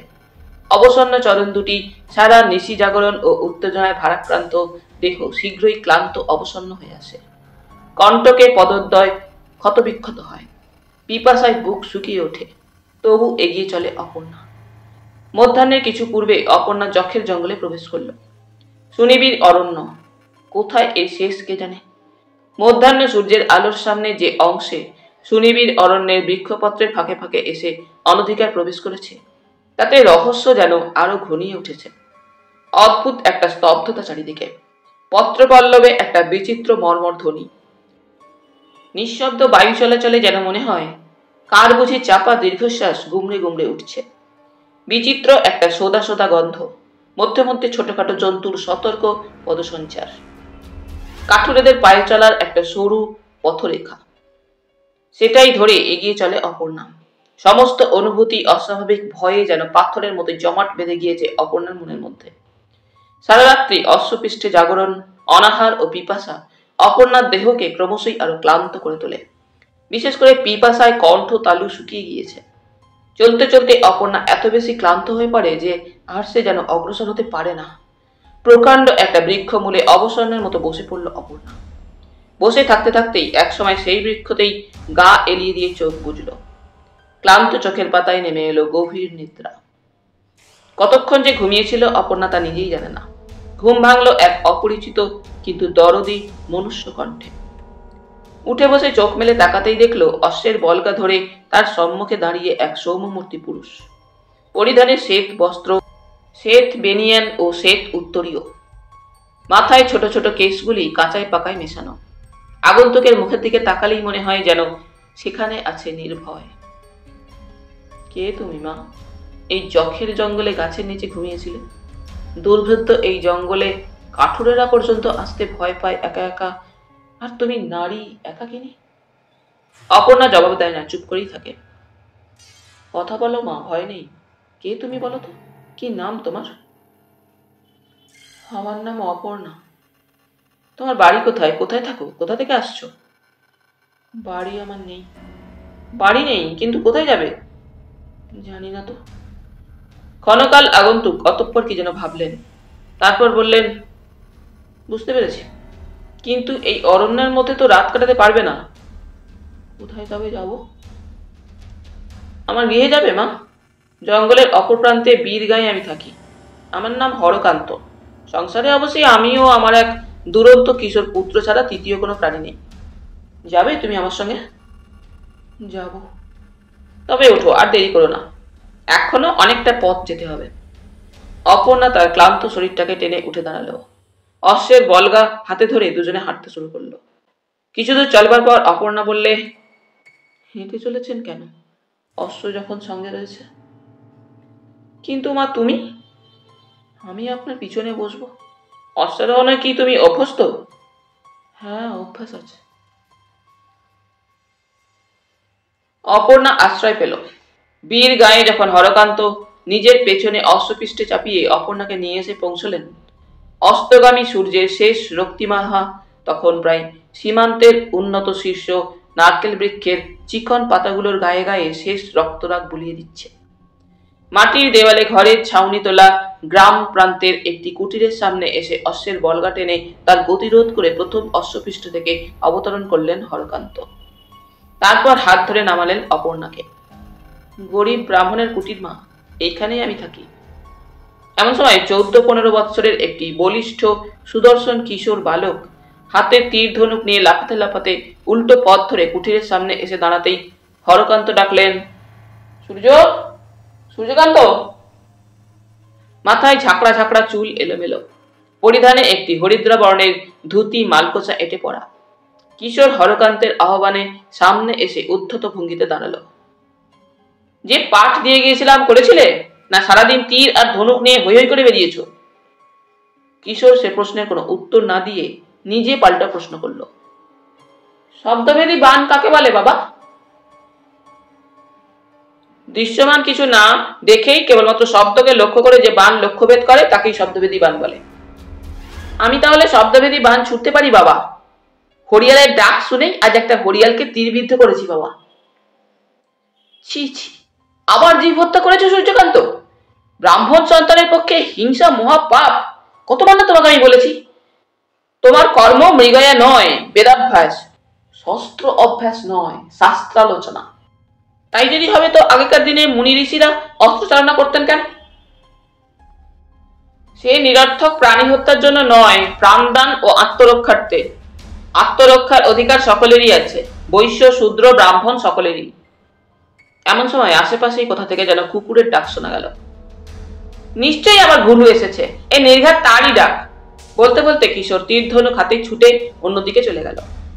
হরকান্ত পলায়মান পুত্রের দিকে তাকিয়ে বললেন, সূর্য শোন শোন। কিন্তু সূর্যকান্ত কুটিরের অন্যদিকে ততক্ষণে অদৃশ্য হয়ে গিয়েছে। একটা দীর্ঘশ্বাস রোধ করে হরকান্ত অপর্ণার দিকে ফিরে তাকিয়ে বললেন, চল মা, ভিতরে চল। কুটিরের চারপাশে চাঁচা বাঁশের বেড়া। সেই বেড়ারই মধ্যবর্তী দরজা ঠেলে অগ্রে হরকান্ত ও পশ্চাতে অপর্ণা কুটির প্রাঙ্গণে প্রবেশ করল। সামনেই পরিচ্ছন্ন একটি আঙিনা, একধারে অজস্র দোপাটি ও অপরাজিতা ফুল ফুটে আছে। চারিদিকেই যেন একটা সূচি স্নিগ্ধ পরিচ্ছন্নতা। সামনেই ইদারা, এক পাশে খোটার সঙ্গে একটি কৃষ্ণবর্ণ গাভী বাঁধা। সেই ইদারা দেখিয়ে হরকান্ত বললেন, পথশ্রমে নিশ্চয়ই তুমি খুব ক্লান্ত মা, হাত মুখ ধুয়ে নাও, তারপর ঘরে দুধ আছে, সেই দুধ খেয়ে বিশ্রাম করো। আমার জন্য আপনি ব্যস্ত হবেন না। না মা, ব্যস্ত হইনি, এখানে সব নিজে হাতেই করতে হবে। দেখলে তো থাকবার মধ্যে ওই এক দুরন্ত কিশোর, 1.5 বৎসরের মাতৃহারা শিশুকে এত বড়টি করেছি, কিন্তু দিন দিন যে দুরন্ত ও চঞ্চল হয়ে উঠছে, ওকে নিজে কি করব জানি না। ছেলে মানুষ একটু দুরন্ত তো হবেই, বড় হলে বুদ্ধি হলে সব ঠিক হয়ে যাবে। না মা, তা হবে না। ওর জন্মপত্রিকা আমারই হাতে তৈরি, ঠিক তাতে যেমনটি পাঠ করেছি ও ক্রমশ সেই দিকেই এগিয়ে চলেছে। তাই তোমার ভয় মা, ব্রাহ্মণ কুলে জন্ম নিয়েও ও বুঝি ওর ভবিতব্যের পথ ধরেই চলবে। তারপরে কতকটা নিম্ন কণ্ঠে যেন আত্মগত ভাবেই বললেন, ভবিতব্য অখণ্ডনীয়। অপর্ণা হরকান্তের গৃহেই আশ্রয় পেল, কিন্তু একটি মুহূর্তের জন্য রঘুবীরকে সে ভুলতে পারল না। রঘুবীরের সেই মৃত্যু দৃশ্য যেন দিবারাত্রি তার বক্ষে নিভৃতে রক্তক্ষরণ করতে লাগলো। সেই সঙ্গে আরো একটা আশঙ্কা বা সন্দেহ, এতদিন যা কিছুটা অস্পষ্ট ছিল, ক্রমে তার কাছে স্পষ্ট হয়ে উঠতে লাগলো। তার দেহের কোষে কোষে যে নবজীবনের সারা এসেছে, সেটাও তার কাছে আর বেশিদিন অবদ্ধ বা অস্পষ্ট রইল না। মাতৃত্ব তার আসন্ন হয়ে আসছে, তার সন্তান, রঘুবীরের সন্তান। কিন্তু রঘু আজ কোথায়, কত দূরে? ক্রমে একদিন ব্যাপারটা হরকান্তের দৃষ্টির কাছে স্পষ্ট হয়ে উঠল। কথাটা হরকান্ত যখন বলি বলি করেও ইতস্তত করছেন, অপর্ণাই একদিন স্বেচ্ছাপ্রণোদিত হয়ে তার অতীত ইতিহাস কিছু কিছু, বিশেষ করে গোপন গন্ধর্ব মতে তার সঙ্গে রঘুবীরের বিবাহের কথা, তার সঙ্গে পলায়ন ও পথে রাজশেখরের বর্ষার আঘাতে রঘুবীরের আকস্মিক মৃত্যুর কথা সংক্ষেপে বলে গেল। আশ্চর্য, বলতে গিয়ে কিন্তু তার চোখ থেকে এক ফোঁটাও জল পড়ল না, কেবল গভীর একটা উত্তেজনায় মুখখানি তার রক্তিম হয়ে উঠল। সব শুনে হরকান্ত নিঃশব্দে বসে রইলেন। তিনিও যেন নির্বাক হয়ে গিয়েছেন। আমি কি কোনো অন্যায় করেছি বাবা? হরকান্ত নিঃশব্দে কেবল সম্মুখে উপবিষ্ট অপর্ণার মাথায় একখানি হাত রেখে বললেন, নিশ্চয়ই না। স্ত্রী পুরুষের বিবাহের ব্যাপারটা কেবলমাত্র একটা লৌকিক স্বীকৃতি বা অনুষ্ঠান মাত্রই নয় মাঝে। তোমাদের এত বড় মিলনটা কেবলমাত্র সেটার অভাবেই মিথ্যে হয়ে যাবে। মনে রেখো, তোমরা যাকে সাক্ষী রেখে পরস্পরকে হৃদয় দিয়েছো ও নিয়েছো, তার চাইতে বড় সাক্ষী আর হতে পারে না। আর রাজশেখরের হাতে তোমার স্বামী রঘুবীরের মৃত্যুর কথা যদি বলো, সেও তার মৃত্যু নয়। তোমার বাইরের দৃষ্টির সামনে থেকেই রঘুবীরকে কেবল সে দূরে সরিয়ে দিয়েছে, কিন্তু তোমার মন থেকে তো সরিয়ে নিতে পারেনি। কোনো অস্ত্র দিয়েই তো সেটা সম্ভব নয়। কিন্তু আমিও প্রতিশোধ নেব বাবা। মৃদু হেসে বললেন হরকান্ত, প্রতিশোধ নেবে? হ্যাঁ, নেব। কোনো অন্যায়ের প্রতিশোধ নেওয়াটাই তার চরম ও শেষ মীমাংসা নয় মা। আজ হয়তো আমার কথাটা তুমি বুঝতে পারবে না, কিন্তু আশীর্বাদ করি একদিন যেন তুমি বুঝতে পারো। যেদিন বুঝবে আজকে যে দুঃখটা তোমার মনে হচ্ছে শয্যাতীত, ক্ষমা নেই, সেদিন সেটা কতটা তুচ্ছ, কত সামান্য মনে হবে হয়তো। যথাসময়ে অপর্ণার একটি কন্যা সন্তান জন্মালো। চেয়ে থাকে অপর্ণা নির্নিমেষে তার আত্মজাত দিকে, ঠিক যেন তার রঘুর মুখেই আদলটাই পেয়েছে। আর শুধু তাই নয়, রঘুর মুখে চিবুকের নিচে যে কালো তিল ছিল, ঠিক তেমনি একটি তিল তার মেয়েও চিবুকের ঠিক ডান দিকের নিচে রয়েছে। আর একজনও নির্নিমেষে চেয়ে থাকতো তার মেয়ের দিকে, সে হচ্ছে দুরন্ত কিশোর সূর্যকান্ত। ওই ছোট্ট শিশুটির সামনে এসে বসলেই যেন দুরন্তের সমস্ত দুরন্তপনা নিমেষে অন্তর্হিত হতো। ক্রমে শিশু আরেকটু বড় হলো, হামা দিতে শিখল। প্রথম যেদিন হামা দিল, সূর্যকান্ত সে কি আনন্দ! দেখো দেখো দিদি, মনু কেমন হাওয়া দিচ্ছে। গাছ থেকে ফুল নিয়ে আসে, ফল নিয়ে আসে সূর্যকান্ত মনুকে দেবে বলে। অপর্ণা যখন গৃহকাজে ব্যস্ত থাকে, সূর্যকান্ত তখন তার পাশে বসে থাকে। বলে, কিছু ভয় নেই তোমার, যাও না তুমি, তীর ধনুক নিয়ে আমি ওকে পাহারা দেব। অপর্ণা হেসে গৃহকাজে চলে যায়। তারপর শিশু একদিন অসমতল পদবিক্ষেপে হাঁটতে শিখল, আরো একটু বড় হলো। সূর্যকান্তই তার খেলার সাথী, রক্ষী। অপর্ণা বলে, তুই ওকে খুব ভালোবাসিস সূর্য না? হ্যাঁ, খুব। একদিন অপর্ণা দেখে সূর্যকান্ত কোথা থেকে একটা কুন্দ ফুলের মালা গেঁথে এনে শিশুর গলায় দুলিয়ে দিচ্ছে। ও কি রে? ওকে আমি বিয়ে করব দিদি। বিয়ে করবি কি রে? হ্যাঁ, ওই আমার বউ হবে। অপর্ণা হাসে। এমন সময় হরকান্ত একদিন অপর্ণাকে ডেকে বললেন, সূর্যটা তো লেখাপড়া কিছুই হচ্ছে না মা, তাই ভাবছি। কি বাবা? ব্রাহ্মণ সন্তান মূর্খ হয়ে থাকবে, ওকে আমি নবদ্বীপে আমার এক ছাত্রের টোলে রেখে আসবো। কিন্তু বাবা, ও যে এখনো ছেলে মানুষ। আর ছেলে মানুষ নেই মা, 15 বছর বয়স হতে চললো, আর সময় নষ্ট করা যায় না। পরের সপ্তাহে হরকান্ত সূর্যকান্তকে নিয়ে নবদ্বীপ রওনা হয়ে গেলেন। গৃহে রইল অপর্ণা, তার শিশুকন্যা মনু ও একজন বৃদ্ধ ভৃত্য চরণ। যাতায়াতের সুবিধা তখনও ততটা হয়নি। জলপথে হাঁটা পথে বীরগাঁ থেকে নবদ্বীপ যেতে আসতে প্রায় মাসখানেকের ব্যাপার। হরকান্ত সেই অনুপস্থিতিতে একদিন গভীর রাত্রে হরকান্তের কুটিরে পড়ল ডাকাত। দরজা ভেঙে ঘুমন্ত অপর্ণার ঘরে প্রবেশ করে এক মুখোশধারী জোর করে অপর্ণার বুক থেকে তার কন্যাকে ছিনিয়ে নিয়ে তাকে হাত পা বেঁধে রেখে চলে গেল। হাত পা মুখ বদ্ধ অবস্থায় নিরুপায় অপর্ণা ঘরের মধ্যে পড়ে রইল, এবং সেই অবস্থাতেই শুনতে পেল দ্রুত ধাবমান অশ্বক্ষুরধ্বনি। চরণকেও ডাকাতরা বেঁধে ফেলেছিল ঘুমন্ত অবস্থাতেই। বহু কষ্টে সে নিজেকে মুক্ত করে অপর্ণার কক্ষে এসে তাকে মুক্ত করল। অপর্ণা চেঁচিয়ে উঠল, মনু, আমার মনুকে ডাকাতরা ছিনিয়ে নিয়ে গেছে চরণ। অনুসন্ধান বৃথা জেনেও 4-5 দিন পাগলের মতোই অপর্ণা তার মনুকে সর্বত্র সন্ধান করে বেড়ালো। কিন্তু ব্যাপারটা বুদ্ধিমতী অপর্ণার বুঝতে আর বাকি ছিল না, এও রাজশেখরেরই কাজ। এ সম্বন্ধে সে স্থির নিশ্চিত। রাজশেখর তার জীবনের সর্বাপেক্ষা বড় দুষ্ট গ্রহ। সময়ের ব্যবধানে মনুকে বুকে পেয়ে যে ক্ষত তার প্রায় শুকিয়ে এসেছিল, রাজশেখরের প্রতি তার প্রতিশোধ স্পৃহা যা প্রায় ঝিমিয়ে এসেছিল, নতুন করে আবার তা দ্বিগুণ হয়ে বুকের মধ্যে জাগালো অনল। অশ্রু নয়, 2 চোখ দিয়ে যেন ঝরতে লাগলো আগুন। নবদ্বীপ থেকে এসে সমস্ত শুনে হরকান্ত স্তম্ভিত হয়ে গেলেন। অপর্ণাকে যে কি বলে সান্ত্বনা দেবেন নিজেও তা বুঝতে পারলেন না। দিন আবার যেতে লাগলো, কিন্তু একটা ব্যাপারে হরকান্তকেও যেন অত্যন্ত চঞ্চল করে তোলে অপর্ণা। অপর্ণা যেন হঠাৎ কেমন স্তব্ধ হয়ে গিয়েছে অদ্ভুত রকম শান্ত ধীর। কথা বলে না, চোখের জলও ফেলে না। চোখের দিকে তাকালে মনে হয় যেন 2 চোখের দৃষ্টিতে চলছে একটা আগুনের শিখা। একদিন অপর্ণার মাথাটা বুকের কাছে টেনে এনে তার মাথায় হাত বুলোতে বুলোতে হরকান্ত ডাকলেন, মা। কিন্তু কোনো সাড়া দেয় না অপর্ণা। হঠাৎ কি হলো সেদিন অপর্ণার, হরকান্তর বুকের মধ্যে মাথা গুঁজে দীর্ঘ 5 বছর পরে ফুপিয়ে ফুপিয়ে কেঁদে উঠল।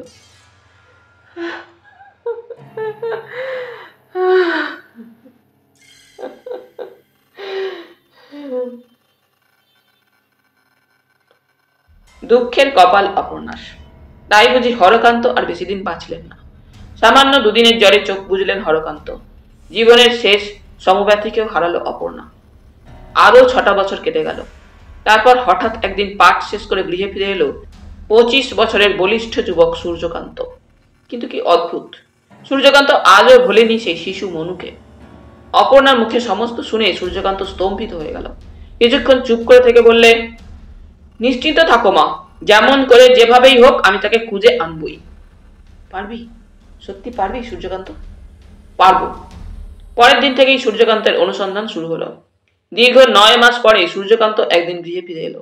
এসে বললে, সংবাদ পেয়েছি তার। পেয়েছিস? সত্যিই তার সন্ধান পেয়েছিস সূর্য? হ্যাঁ, কিন্তু আছে সে সদা সতর্ক প্রহরারত। তাছাড়া তাছাড়া কি সূর্য? অতীতের কিছুই আজ তার মনে নেই। বালিকা মনুর মধ্যে আগেকার সে শিশু মনু আর বেঁচে নেই। সত্যিই তাহলে তার সঙ্গে তো সাক্ষাৎ হয়েছে সূর্য? হয়েছে। মনে নেই আমার কথা? তার মায়ের কথাও আজ তার মনে নেই? না। আমাকে একটিবার সেখানে নিয়ে যাবি সূর্য?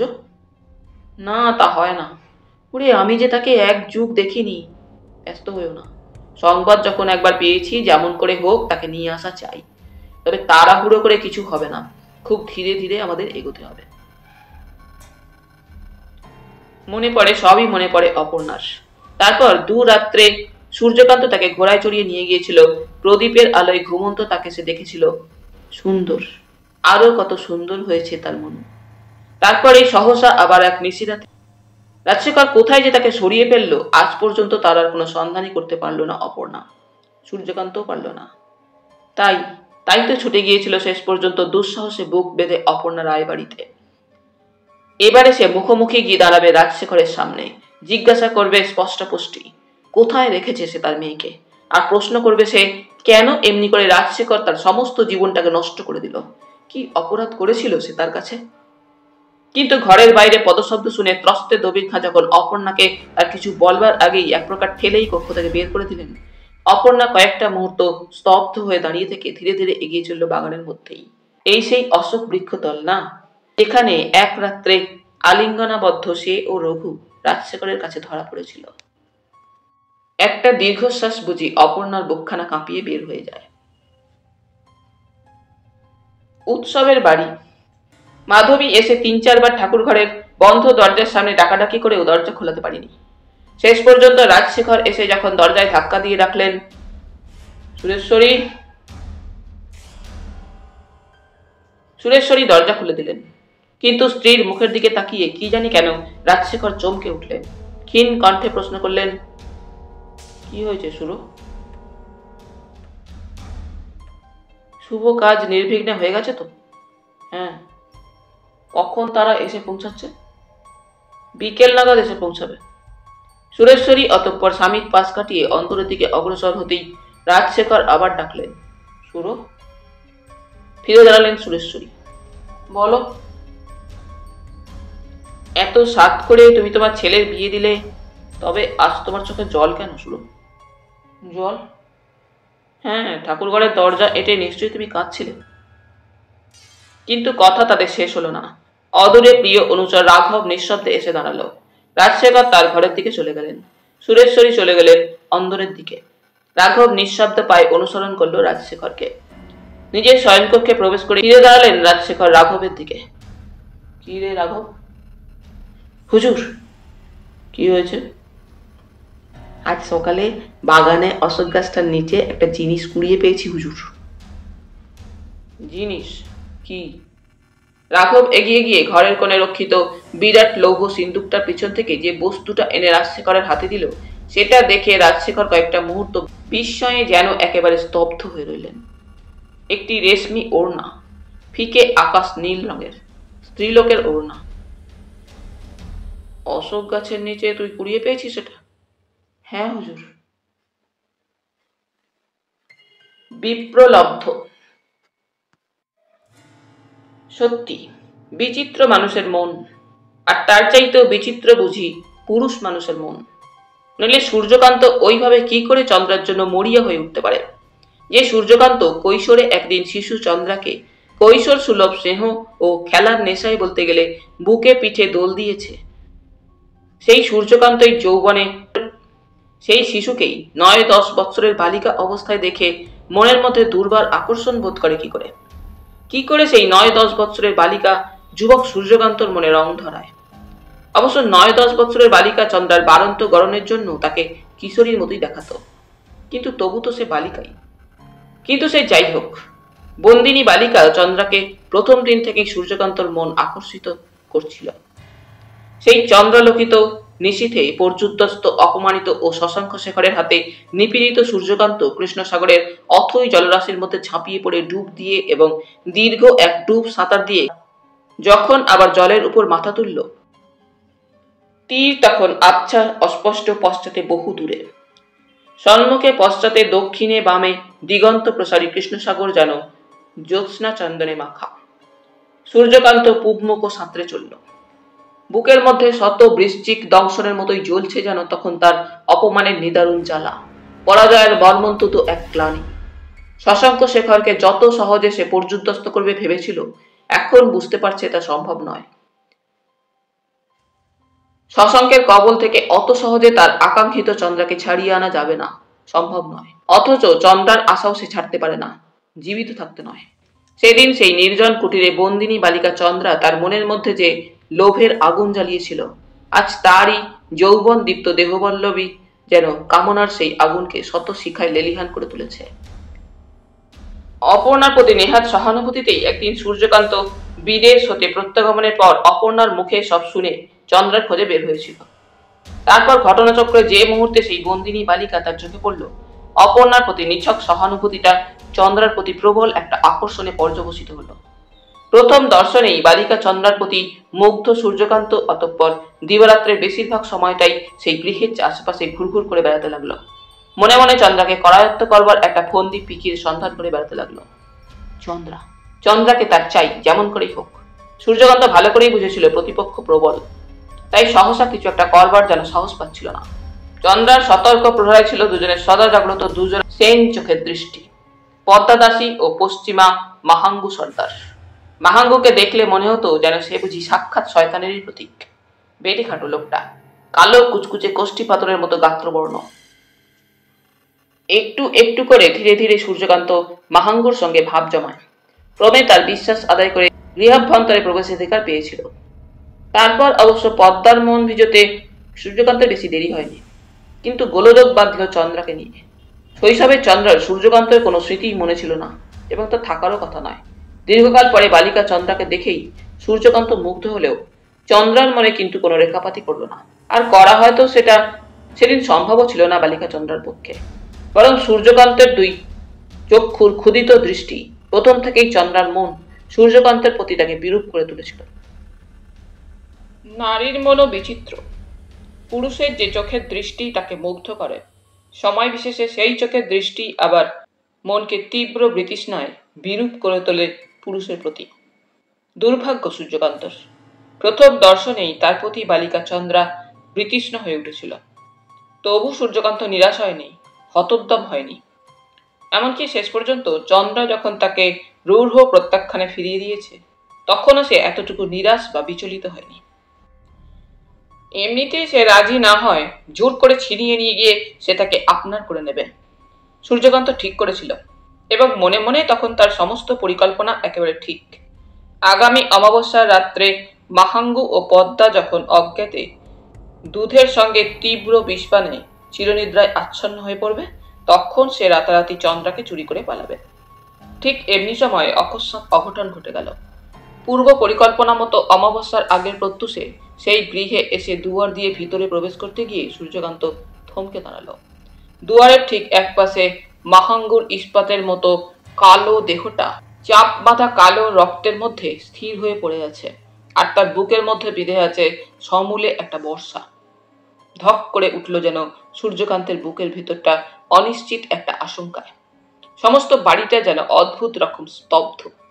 কয়েকটা মুহূর্ত সেখানে স্তব্ধ বিস্ময়ে দাঁড়িয়ে থেকে সূর্যকান্ত অন্তরের দিকে পা বাড়ালো। পদ্মার ঘরে পদ্মা নেই, চন্দ্রার ঘরও শূন্য, খালি। যেখানকার যেমনটি ঠিক তেমনিই পড়ে আছে গৃহে, কেবল পদ্মা আর চন্দ্রা নেই, আর মাহাঙ্গু মৃত।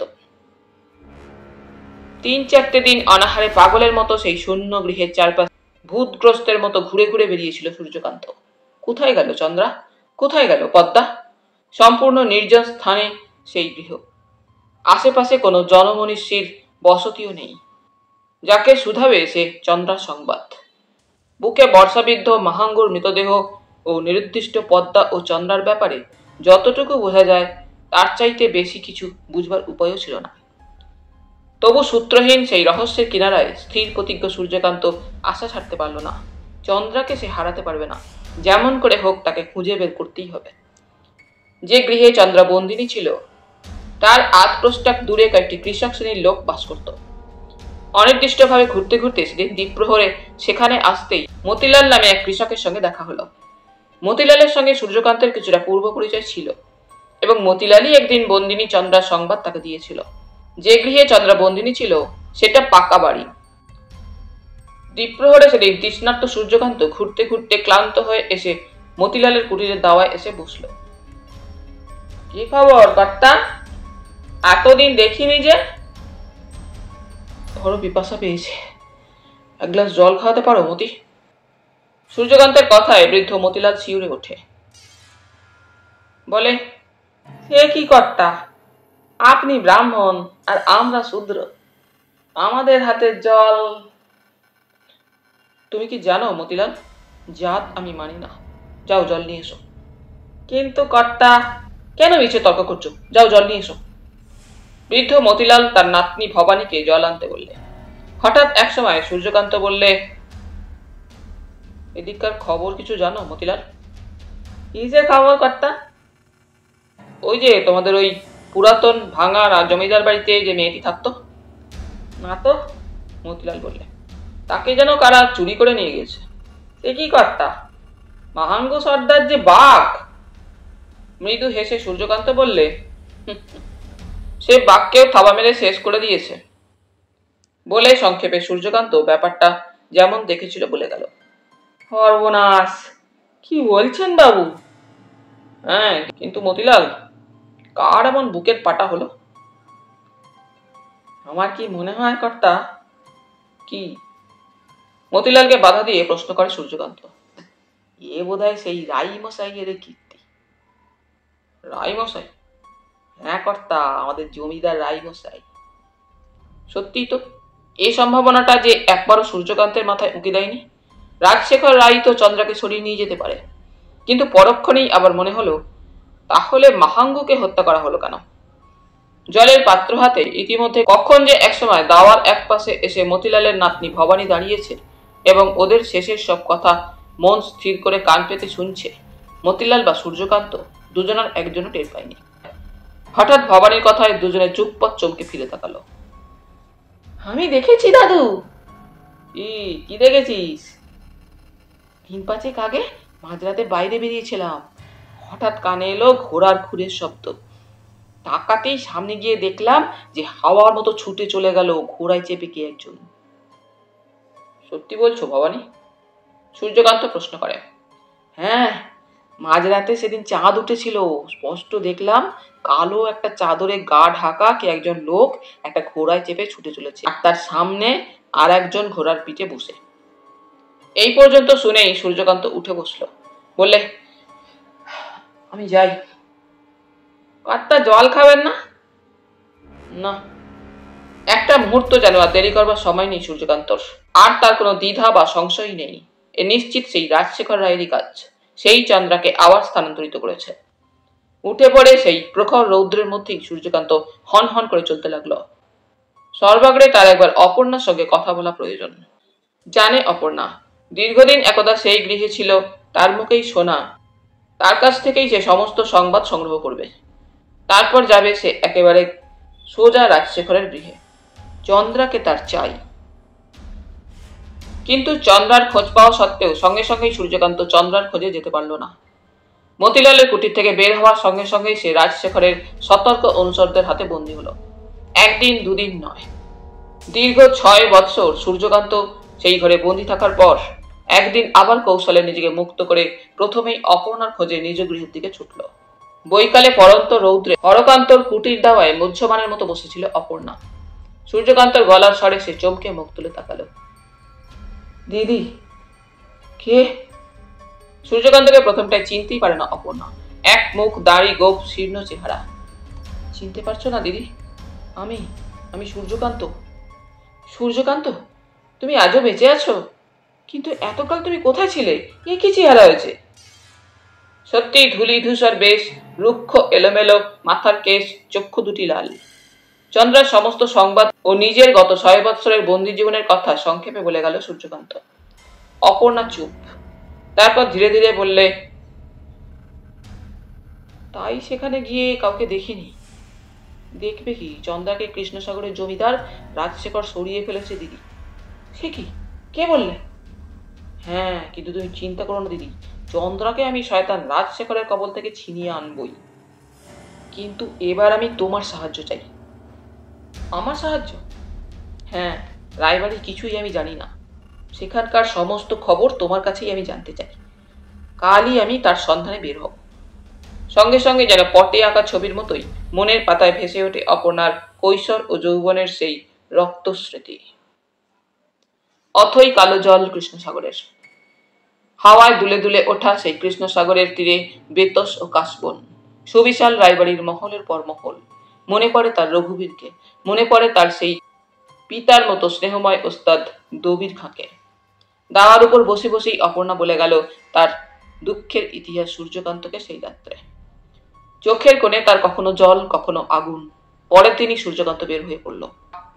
যখের জঙ্গল পার হয়ে এসে কৃষ্ণসাগর ছাড়িয়ে রায়বাড়ি খুঁজে পেতে সূর্যকান্তর খুব বেশি কষ্ট হয়নি, কিন্তু খুঁজে বের করতে কষ্ট হয়েছিল রায়দের আরাম কুটিরে বন্দিনী চন্দ্রাকে।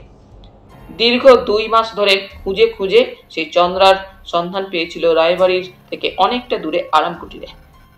সন্ধান করতে গিয়ে এবারেও তাকে অতর্কিতে যে লোকটির সামনে পড়তে হয়েছিল সে হচ্ছে আরাম কুটিরের প্রহরী কুম্ভ সর্দার। কুম্ভ সর্দার জাতিতে রাজপুত, দীর্ঘ বলিষ্ঠ চেহারা।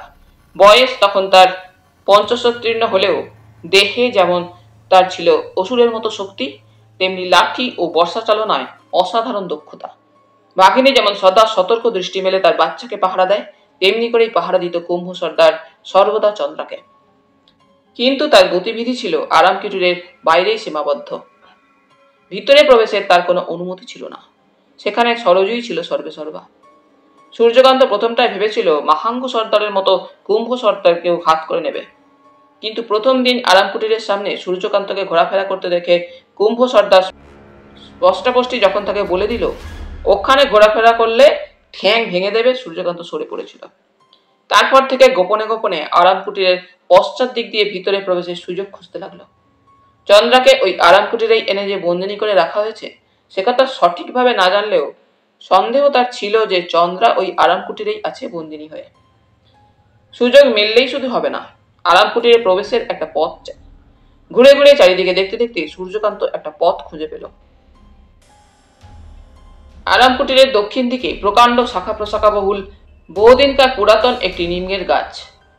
তারই কিছুটা অংশ ডালপালা নিয়ে ঝুঁকে পড়ে যেন ছুঁয়ে আছে দোতলা ছাদের প্রাচীরটি। সূর্যকান্ত স্থির করল সেই নিমের গাছটা অবলম্বন করেই সে দোতলা ছাদে গিয়ে পড়বে। একবার যদি সেখানে পৌঁছাতে পারে তার পরের ব্যাপারটা হয়তো তেমন কষ্টসাধ্য হবে না তার কাছে। ঝিমঝিম রাত। কৃষ্ণপক্ষের কালো আকাশে শুধু ইতস্তত বিক্ষিপ্ত তারাগুলো মিটমিট জ্বলছে, আর ঝোপে ঝোপে জ্বলছে আর নিভছে জোনাকির বাতি। নিঃশব্দে কাঠবেড়ালির মতো সূর্যকান্ত নিমের গাছটা বেয়ে অন্ধকারে উঠতে লাগলো। শেষ পর্যন্ত একসময় গাছের ডাল ধরে ঝুলেই যেখানে সে এসে নামলো সেটা একফালি ছাদ। ভাগ্যক্রমে ছাদের দরজাটা খোলাই ছিল। মধ্যে মধ্যে রাত্রে চন্দ্রা সেই ফালি ছাদে এসে দাঁড়িয়ে থাকত। ছাদ থেকে স্পষ্ট দেখা যায় দিগন্ত প্রসারী কৃষ্ণসাগরের কালো জল ওই দূরে। ছাদ অতিক্রম করে সূর্যকান্ত সরু একটা অলিন্দ পথে এসে দাঁড়ালো। চারিদিকে নিশুতি রাতের থমথমে অন্ধকার।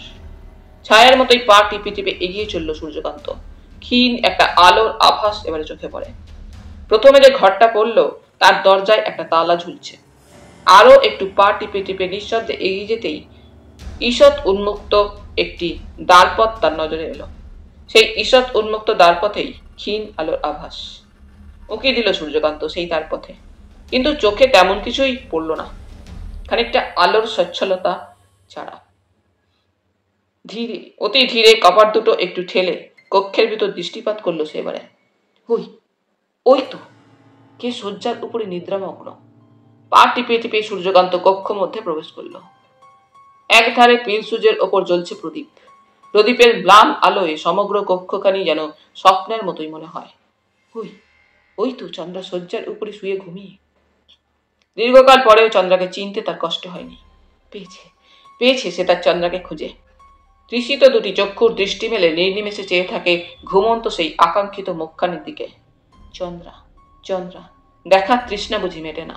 পিলসুজের ওপর থেকে প্রদীপটা নিয়ে আর একবার আকাঙ্ক্ষিত মুখখানি ভালো করে দেখবার জন্য পিলসুজ থেকে প্রদীপটা তুলতে গিয়ে হঠাৎ সামান্য অসতর্কতায় হাত থেকে প্রদীপটা কক্ষের মেঝেতে পড়ে গেল। ঠং করে একটা শব্দ, সঙ্গে সঙ্গে ঘর হয়ে গেল নিশ্ছিদ্র অন্ধকার। আর সেই শব্দে ততক্ষণে ঘুম ভেঙে উঠে বসেছে শয্যার উপরে চন্দ্রা। ভীত স্খলিত কণ্ঠে চন্দ্রা চেঁচিয়ে ওঠে, কে কে? প্রথমটা ঘটনার আকস্মিকতায় বিমূঢ় হয়ে গেলেও পরক্ষণেই সূর্যকান্ত ব্যাপারটার গুরুত্ব উপলব্ধি করে এক লাফে কক্ষের বাইরে পালাবার চেষ্টা করে। কিন্তু তার পূর্বেই শিয়রের উপাধানের তলা থেকে হাতির দাঁতের বাঁটের তৈরি তীক্ষ্ণ ধারালো ছোড়াটা টেনে নিয়ে অন্ধকারী শব্দ লক্ষ্য করে নিক্ষেপ করে চন্দ্রা। অন্ধকারে নিক্ষিপ্ত হলেও হাতের লক্ষ্য তার ব্যর্থ হয়নি।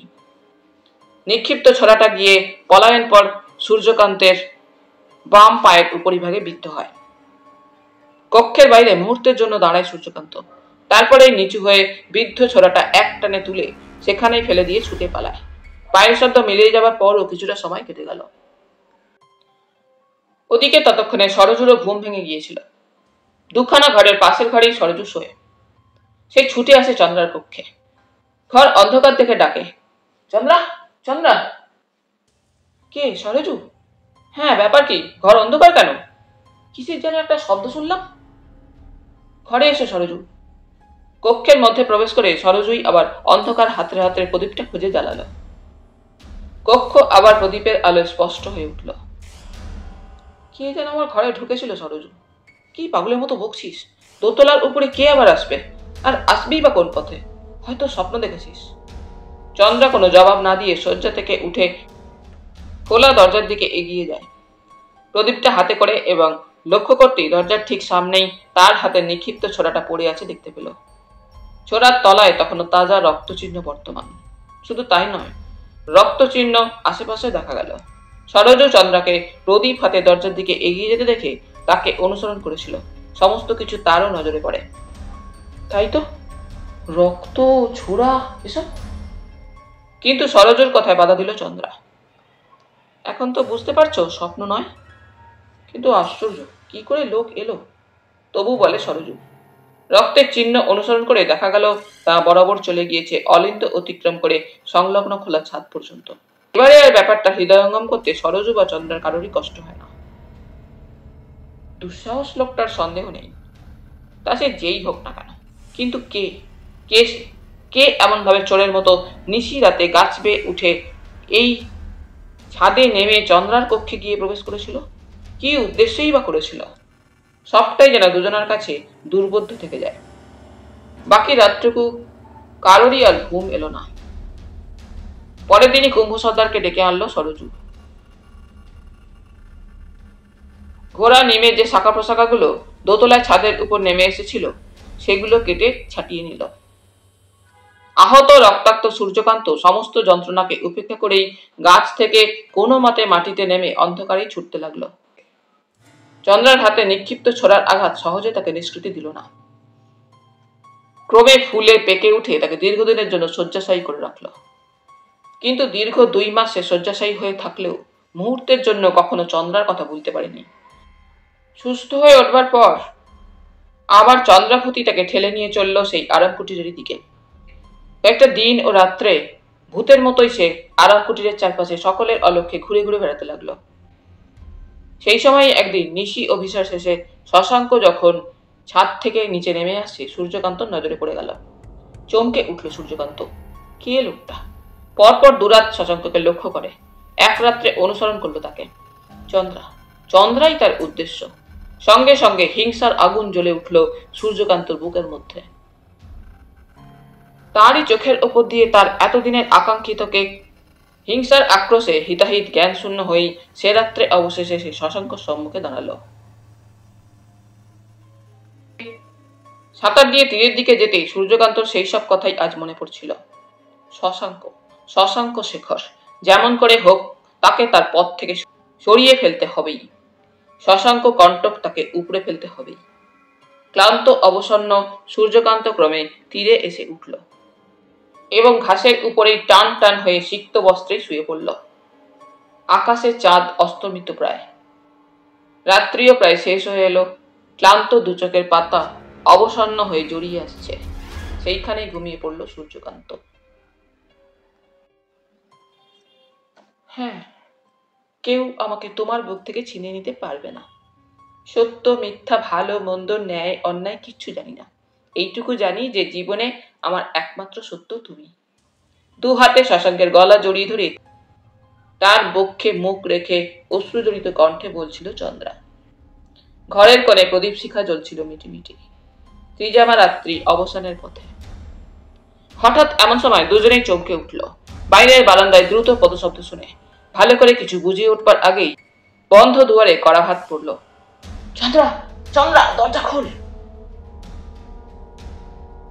সরজুর গলা। তাড়াতাড়ি উঠে গিয়ে চন্দ্রা দরজা খুলে দিতেই দেখলো সামনে দাঁড়িয়ে সরজু। সরজু, শিগগির রাজাবাবু। রাজাবাবু? হ্যাঁ, আমি আমার ঘরের জানালার সামনে দাঁড়িয়েছিলাম, দেখি রাজাবাবু ঘোড়ায় চেপে এসে সদরের সামনে নামলেন। সত্যি বলছিস? হ্যাঁ, জানি না কেন, তবে ব্যাপারটা আমার আদপেই ভালো ঠেকছে না। শশাঙ্ক যদি থাকে তো তাকে এখনই চলে যেতে বল, আমি যাই দেখি। সরজু দ্রুত পদে বারান্দার অন্য প্রান্তে অন্ধকারে অদৃশ্য হয়ে গেল। চন্দ্রাকে কোনো কথাই বলতে হলো না। সরজুর সব কথাই শেখর ঘরে বসে শুনতে পেয়েছিল। বুঝতে পেরেছিল সে ব্যাপারটা। রাজাবাবু অর্থাৎ তার বাপ রাজশেখর রায়। তাই চন্দ্রার কোনো কথা বলবার পূর্বেই সে তার হাত ধরে ঘর থেকে বের হয়ে সোজা ছাতে এলো এবং দড়ির মই বেয়ে নিচে নেমে এসে তার অশ্বপৃষ্ঠে আরূঢ় হলো এবং নিমেষে অশ্ব ছুটিয়ে অন্ধকারে অদৃশ্য হয়ে গেল। চন্দ্রা দড়িটা তুলে নিয়ে ঘরের মধ্যে তুলে রেখে দিল। ধাবমান অশ্বের রাশ টেনে তার গতিরোধ করলেন রাজশেখর রায়। সেদিন রাত্রে রাঘবের হাত থেকে তাঁরই বাগানের বকুল বৃক্ষতলে কুড়িয়ে পাওয়া জরির ফুলতোলা আকাশ নীল রঙের ওড়নাটা পেয়ে অবধি রাজশেখর রায় চঞ্চল হয়ে উঠেছিলেন। অতীতের যে রক্তাক্ত স্মৃতিটা ক্রমে এতদিনে শুকিয়ে এসেছিল, হঠাৎ যেন নতুন করে আবার সেই স্মৃতিটা স্পষ্ট হয়ে উঠল। অপর্ণা, অপর্ণা। ভেবেছিলেন যে এতদিনে সব নিশ্চিহ্ন হয়ে গিয়েছে। আজ সেই যেন নতুন করে প্রাণ পেয়ে কুড়িয়ে পাওয়া ওড়নার সঙ্গে সঙ্গে সামনে এসে দাঁড়ালো তার। তারপর ওস্তাদজি দবির খাঁর সেই নীরবতা। তার প্রশ্নের জবাবে স্পষ্টপুষ্টিভাবে ওস্তাদজি না বললেও রাজশেখরের বুঝতে এতটুকু কষ্ট হয়নি যে ওস্তাদজি সত্যকে গোপন করছেন। অপর্ণার প্রতি ওস্তাদজির স্বাভাবিক স্নেহের কথা জেনেই রাজশেখর বুঝেছিলেন তার কাছ থেকে অপর্ণার কোনো সংবাদই তিনি আদায় করতে পারবেন না। প্রাণ থাকতে ওস্তাদজি মুখ খুলবেন না। কিন্তু সে যাই হোক, এতকাল পরে আবার ধূমকেতুর মতোই তার ভাগ্যাকাশে অপর্ণার উদয় রাজশেখর রায়কে সত্যি বিচলিত করে তুলেছিল।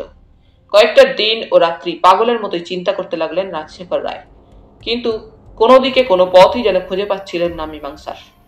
সেদিনও নিশিরাত্রে ওই একই ব্যাপারে চিন্তা করতে করতে হঠাৎ তার আরাম কুটিরের কথা মনে পড়ে গেল। গত কয়েক মাস নানা কাজের ভিড়ে তিনি আরাম কুটিরের কোনো সংবাদই নিতে পারেননি। চন্দ্রা ও সরজুর সংবাদও একবার নেওয়া দরকার। আর বিলম্ব না করে রাজশেখর সোজা নিচে এসে অশ্বশালা থেকে একটি অশ্ব নিয়ে তার পৃষ্ঠারূঢ় হয়ে আরাম কুটির অভিমুখে ছুটলেন। আরাম কুটিরের সদা জাগ্রত প্রহরী কুম্ভসর্দারের চোখেও তখন নিশুতি রাত্রের ঘুম নেমেছে। কিন্তু তা সত্ত্বেও তার ঘুম মুহূর্তে ছুটে গেল রাজশেখরের প্রথম ডাকেই।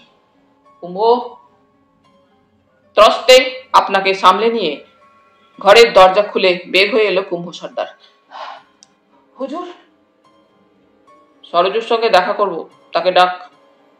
কুম্ভ সর্দারের সঙ্গে দাঁড়িয়ে দাঁড়িয়ে রাজশেখর যখন কথা বলছিলেন, দোতলার খোলা জানালা পথে দণ্ডায়মান সরজু দৃষ্টি পড়েছিল সেদিকে। সে হন্তদন্ত হয়ে চন্দ্রাকে সংবাদ দিতে ছুটে গিয়েছিল। আরাম কুটিরের প্রথম দরজার দুদিক থেকেই রাতে তালা পড়ত। বাইরের তালার চাবি থাকতো কুম্ভ সর্দারের কাছে, আর অন্দরের চাবি থাকতো সরজুর কাছে। বিশেষ কোনো প্রয়োজনে দরকার হলে অন্দরে রাত্রে সরজুকে সজাগ করবার জন্য একটা ঘন্টির ব্যবস্থা ছিল।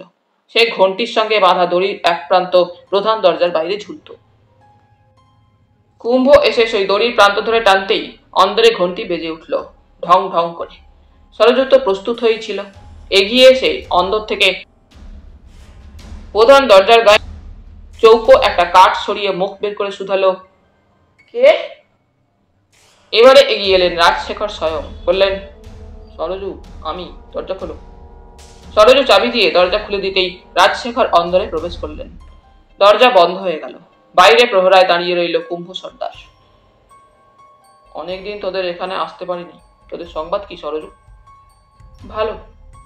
চন্দ্রা কেমন আছে? ভালো। চন্দ্র ঘুমোচ্ছে না জেগে আছে? ঘুমোচ্ছে। আরো 2-4টে কথাবার্তার পর রাজশেখর বললেন, এখান থেকে তোকে আর চন্দ্রাকে শীঘ্রই অন্যত্র পাঠাবো। রাজা বাবু? হ্যাঁ, 2-4 দিনের মধ্যেই সমস্ত ব্যবস্থা করে আমি পালকি পাঠাবো। রাত্রে পালকি আসবে। রাঘব তোদের সঙ্গে থাকবে। সেই তোদের পৌঁছে দিয়ে আসবে। চন্দ্রাকে কি এসব কথা জানাবো? না, কোনো প্রয়োজন নেই। আপাতত তাকে কোনো কথাই জানাতে হবে না। এরপর সরযুগে দরজা আবার বন্ধ করতে বলে আরাম কুটির থেকে বের হয়ে এলেন রাজশেখর রায়। বাইরে প্রতীক্ষায় দাঁড়িয়েছিল কুম্ভ সর্দার।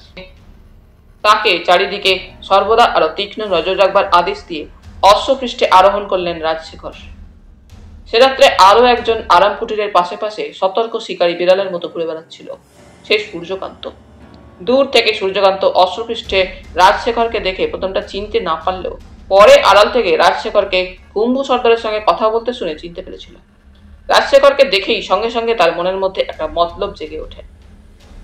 কণ্টক দিয়ে কণ্টক উদ্ধার করলে কেমন হয়? সেই তো সর্বাপেক্ষা প্রকৃষ্ট উপায়। হ্যাঁ, রাজশেখর কণ্টক দিয়েই তো সেই শশাঙ্ক শেখর কণ্টককে উপড়ে ফেলবে।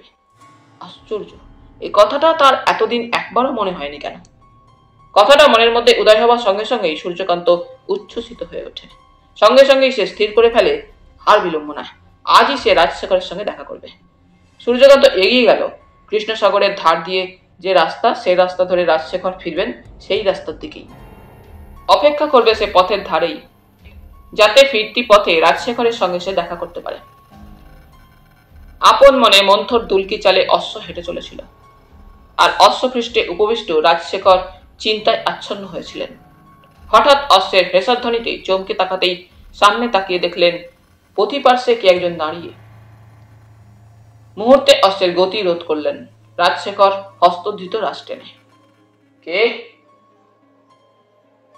আপনার সঙ্গে আমার কিছু প্রয়োজনীয় কথা ছিল। আপনি তো রাজশেখর রায়?